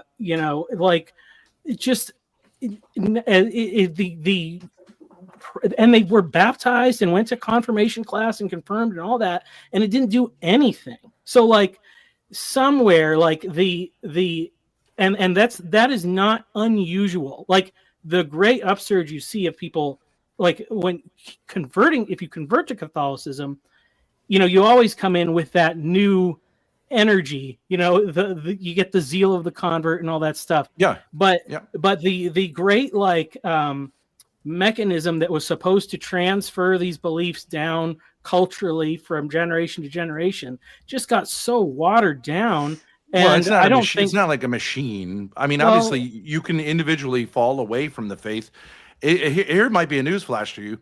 Protestants have had the same experience. Well, of course. I mean, and that's why I'm not saying, I got the bet. That's and like, Jews and Muslims and right, yeah. I mean, and those are the questions I sought to answer: is what actually makes the difference. I have to say, there's a reason I'm bringing this up, right? So, Father Eric Seitz, who is the official Roman Catholic priest of my Discord server. Yes, I have an official Roman Catholic priest on my Discord server. Sure. Right. And he has a YouTube channel that I support. And I helped him launch that YouTube channel. There are a lot of Catholics who are very involved in our community. And I would love for there to be more Catholics who are I love that too. In the community that we have. There's a reason I brought this up. Because if we are going to, in the spirit of brotherhood, to talk about all the problems, etc., that we see in the world that we see, to do relevance realization, to see where Satan is, in fact, oppressing us, right? Yeah, I love that. Then I will join with whoever is trying to fight that spiritual battle against Satan. Yeah. My concern is, when, and this happens a lot, scapegoating of the Jews takes front and center, right? And the faults of the Jews, and that's exactly precisely, I mean, I was the parts where you guys started talking about Hasbara. The fact that you know the word Hasbara should tell you how much of a failure Israeli propaganda has been. And I agree. So there's a very easy reason for that. There are 15 million Jews in the world. There are 2 billion Christians in the world. There are 1.5 billion Muslims in the world. And the Chinese government doesn't like Israel very much. So if you imagine that the propaganda is coming from the Jews, I have to say, I think you're being a little naive. Who is the David and who is the Goliath here? Yes, the Jews have always been the David, exactly like the Bible says. You are the least of nations. We believe until we believe on the last thing Judaism is supremacist. So when you started talking about Israel being uniquely supremacist, I mean, if I am going to be nice, I will say you are caught up in a particular echo chamber where these types of thoughts have not been challenged. But yeah, no, that's not the type of thing that I like, even on my non-Zionist channel, being affirmed in any way. Because let's face the facts here. Israel is actually weak. And my problem with the Zionists is that somebody like Chazi, as much as I love him, has a very hard time actually accepting the fact that Israel is nothing but a cat's paw for the West in the Middle East. That Israeli children are dying for the Council for Foreign Relations. It's not the other way around, right? When Tucker Carlson says the dumbest thing in the world that everyone should laugh at, which is that Israel got us into the Iraq war, right? Anybody who doesn't know that Israel lobbied against going to the Iraq war, right? So these types of things, yeah, you know what Bibi Netanyahu is, as far as I am concerned, he is a yes man to Donald Trump and Keir Starmer and Macron. I think you could say I think Zionism is a product of European thought, not of Jewish thought. Depends what you mean by Zionism. So what Yoav? I agree. So you said when you said there was no Zionist before, I think you said 1924, right? No. Old Yeshuv, for the late 19th century. Yeah, that's actually not true. So the fact is that there has been a Jewish presence in the land of Israel since even in after 120. Yeah, but that's not Zionism. That's to you. That's not Zionism, and I would agree with you. I don't like applying that. The fact is Zionism is changing, and Yoav is right. Part of the reason Zionism is changing is because so many people were killed. Now, I don't want to really get into why I believe that happened, because that's incredibly painful and it won't go well for the Zionists. Yeah, agreed. But the fact is that just as people's views of different political movements change over the years, Zionism has started taking on more and more of a Jewish character, which is why the religious Jewish parties in Israel, Aguda, what's the other one? Degel HaTorah and Shas, right? Shas recently actually started calling itself Zionist, not because it agrees, God forbid, with a Zionist with secular Zionism, but because Zionism has been changing.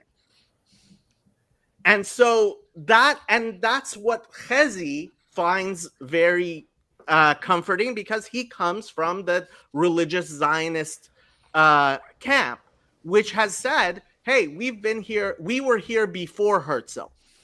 And while I would prefer that we just stop using the word Zionist and accept the fact that Israel is a colony of the United States and simply call it a protectorate of the United States, because that's what it is. I don't believe that Israel has much more of of influence on the United States than Puerto Rico does. In fact, I believe it has less. And I believe its legal status is similar to that of Puerto Rico. The difference is that, yes, Israel claims to be a Jewish state, just like the United Kingdom claims to be a Christian state. No, Does the United Kingdom claim to be a Christian state? not in the sense that Israel claims to be a Jewish state. Precisely in the same state. In fact, No. Israel. See, this is your ignorance showing. Well, I mean, do we have a conversation, or you just get a lecture and tell me you know everything about everything? No. I'm sorry. I thought I was educating you here. You have but said, one thing about not wanting to appear to be a supremacist is having a conversation. It has with nothing to do. No, okay. It has nothing to do with. Oh, and come yes, on. he isn't backstage because I am speaking and it's my channel. If you're here because you want to be educated, I will educate you. I have things to do and places to be, right? I am not here to allow you to be ignorant. If you have questions, that's fine. For questions, I have answers. For answers, I don't have answers. And I'm not going to sit here and discuss with someone who believes that Israel is somehow a different type of religious state than the British, because that's just plain ignorant. Not beating the stereotypes. Yeah, I mean, you're coming across as. I was going to end it in 10 minutes ago, too. So just see. Go away, Grace. I just want to add to people, this is how Jacob rolls. It's not something personal against you. This is the character that Jacob is. Yeah, okay, fine. And you have to love him for what he is. Yeah, it's no problem. But I'm just saying, like, I'm happy to, if you want to frame it as asking questions, but I would just say that England does not give, like, it would be really not so much England is Christian as England is for the English, right? Isn't that how it works?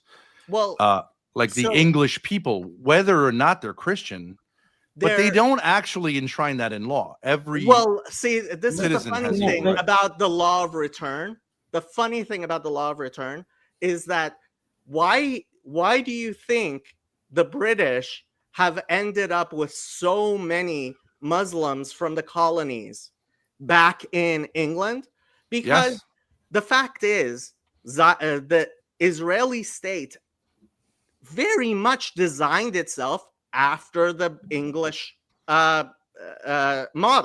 I agree with you 100%. Yes. And to say that Israel is somehow religious in a qualitatively different way than the British is, I'm sorry, it's just ignorant. I would say Zionism comes from two sources. One is British imperialism, and the other is Central European Romantic nationalism, where you get this idea that you need to be people of the land. You know, you need to get away from the intellectual. You know, like I would go further. It's blood and there are blood and soil, of right? Blood Exactly. and soil in Okay, it. There are aspects of Marxism in it. It definitely is a thoroughly Western European idea.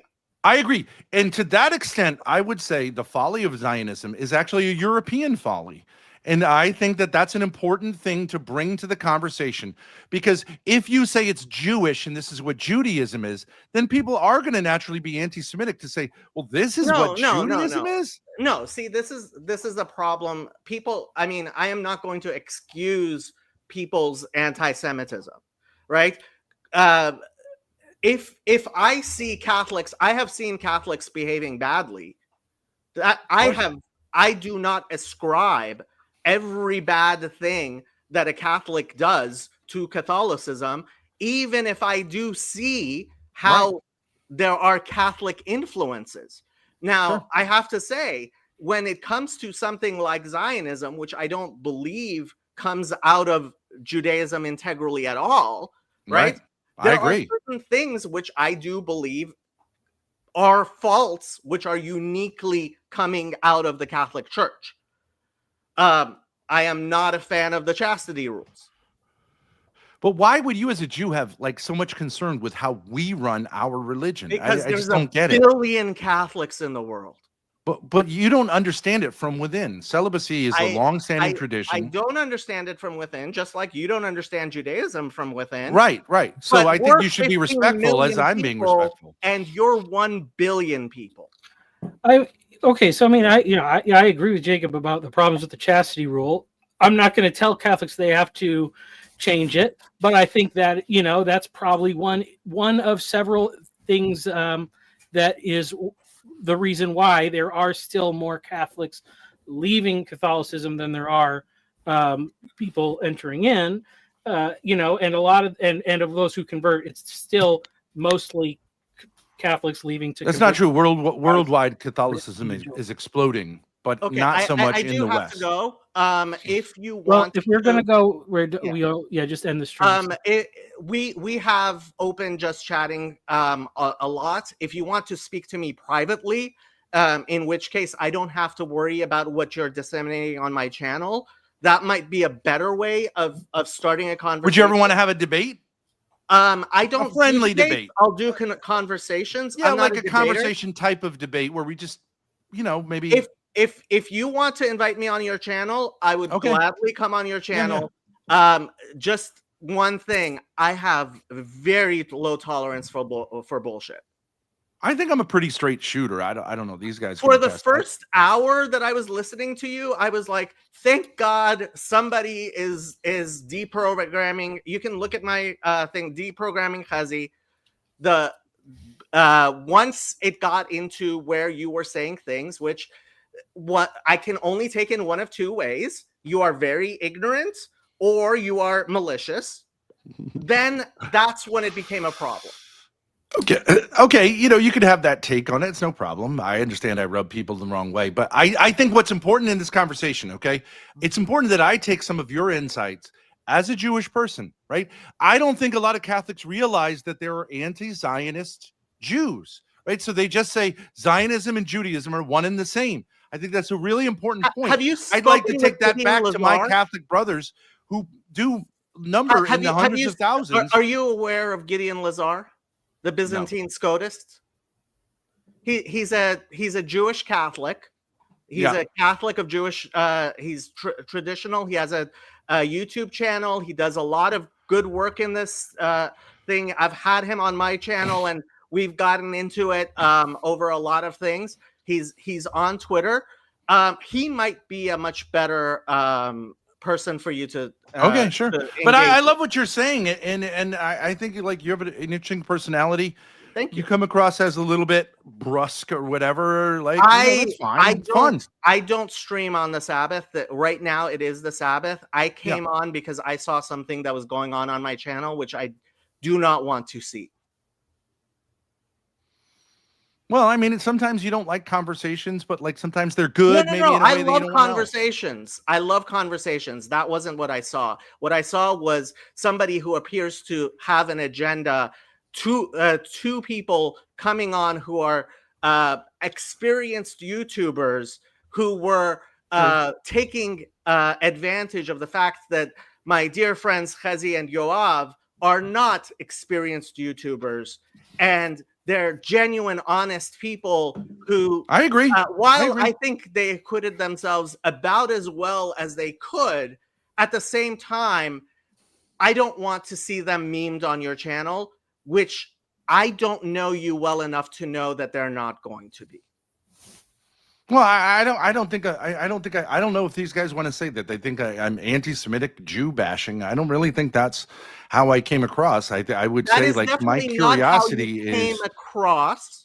That is definitely, and that's what worried me, because I have been involved in these types of discussions long enough that I can tell sometimes there are vipers who are getting ready to spring. And that's what is not. Well, you might be a little paranoid also, no? Oh, yes. Guess what? Being Jewish has... I am a refugee in the United States, and I may become a refugee again. So, yeah, being paranoid, yeah. Sure. I cop to that. I have PTSD. That's just Me too. a fact. Me too. That's just a fact. So yeah, that's okay. Yeah, okay. So I'm happy to talk some other time. If you want to frame it as a debate, I'm happy to do that. I just think it's important if Catholics are saying certain things, I'm not here to protect Jews from hearing that. I think it should be like, okay, yeah, there's more nuance here. I think it's important we have those conversations. I think basically it's an intra-Jewish conversation, but if you are serious, I expect you to speak with Gideon Lazar because he has a much bigger channel than I do. He could you introduce me to him? Of course. Yes. Okay, so yes, I see you have a Discord. Feel free to come onto my Discord server. And I will, and he's also on Twitter. Gideon Lazar, Byzantine Scotist, might be the better bridge because I do need to go though. I appreciate it. Thank you. Bye. So Ben. All right, I'm shutting it down. That was going to be done 20 minutes ago. So, bye, everybody. Sorry, Michael. All right. Nice to meet you guys. How can I contact you, Ben? We have a channel called Thorpe TV. Oh no, it's not. It's called. Oh, gosh, if you look up Thorpe, but you'll get a lot of stuff that says we're the worst people in the world. But Thorpe, Grace, I don't know, my daughter knows all the. Okay. I'm sorry. I'm yelling at him from the other room. You just changed the names of everything. Okay, we've rebranded recently. His channel is called The Daddy Pill, and his Twitter is Ben Thorpe Abel. Ben THORP Abel. So I'll put it in the back chat. Thank you guys for having us. All right. It's fun meeting all of you. Bye-bye. Okay. Bye.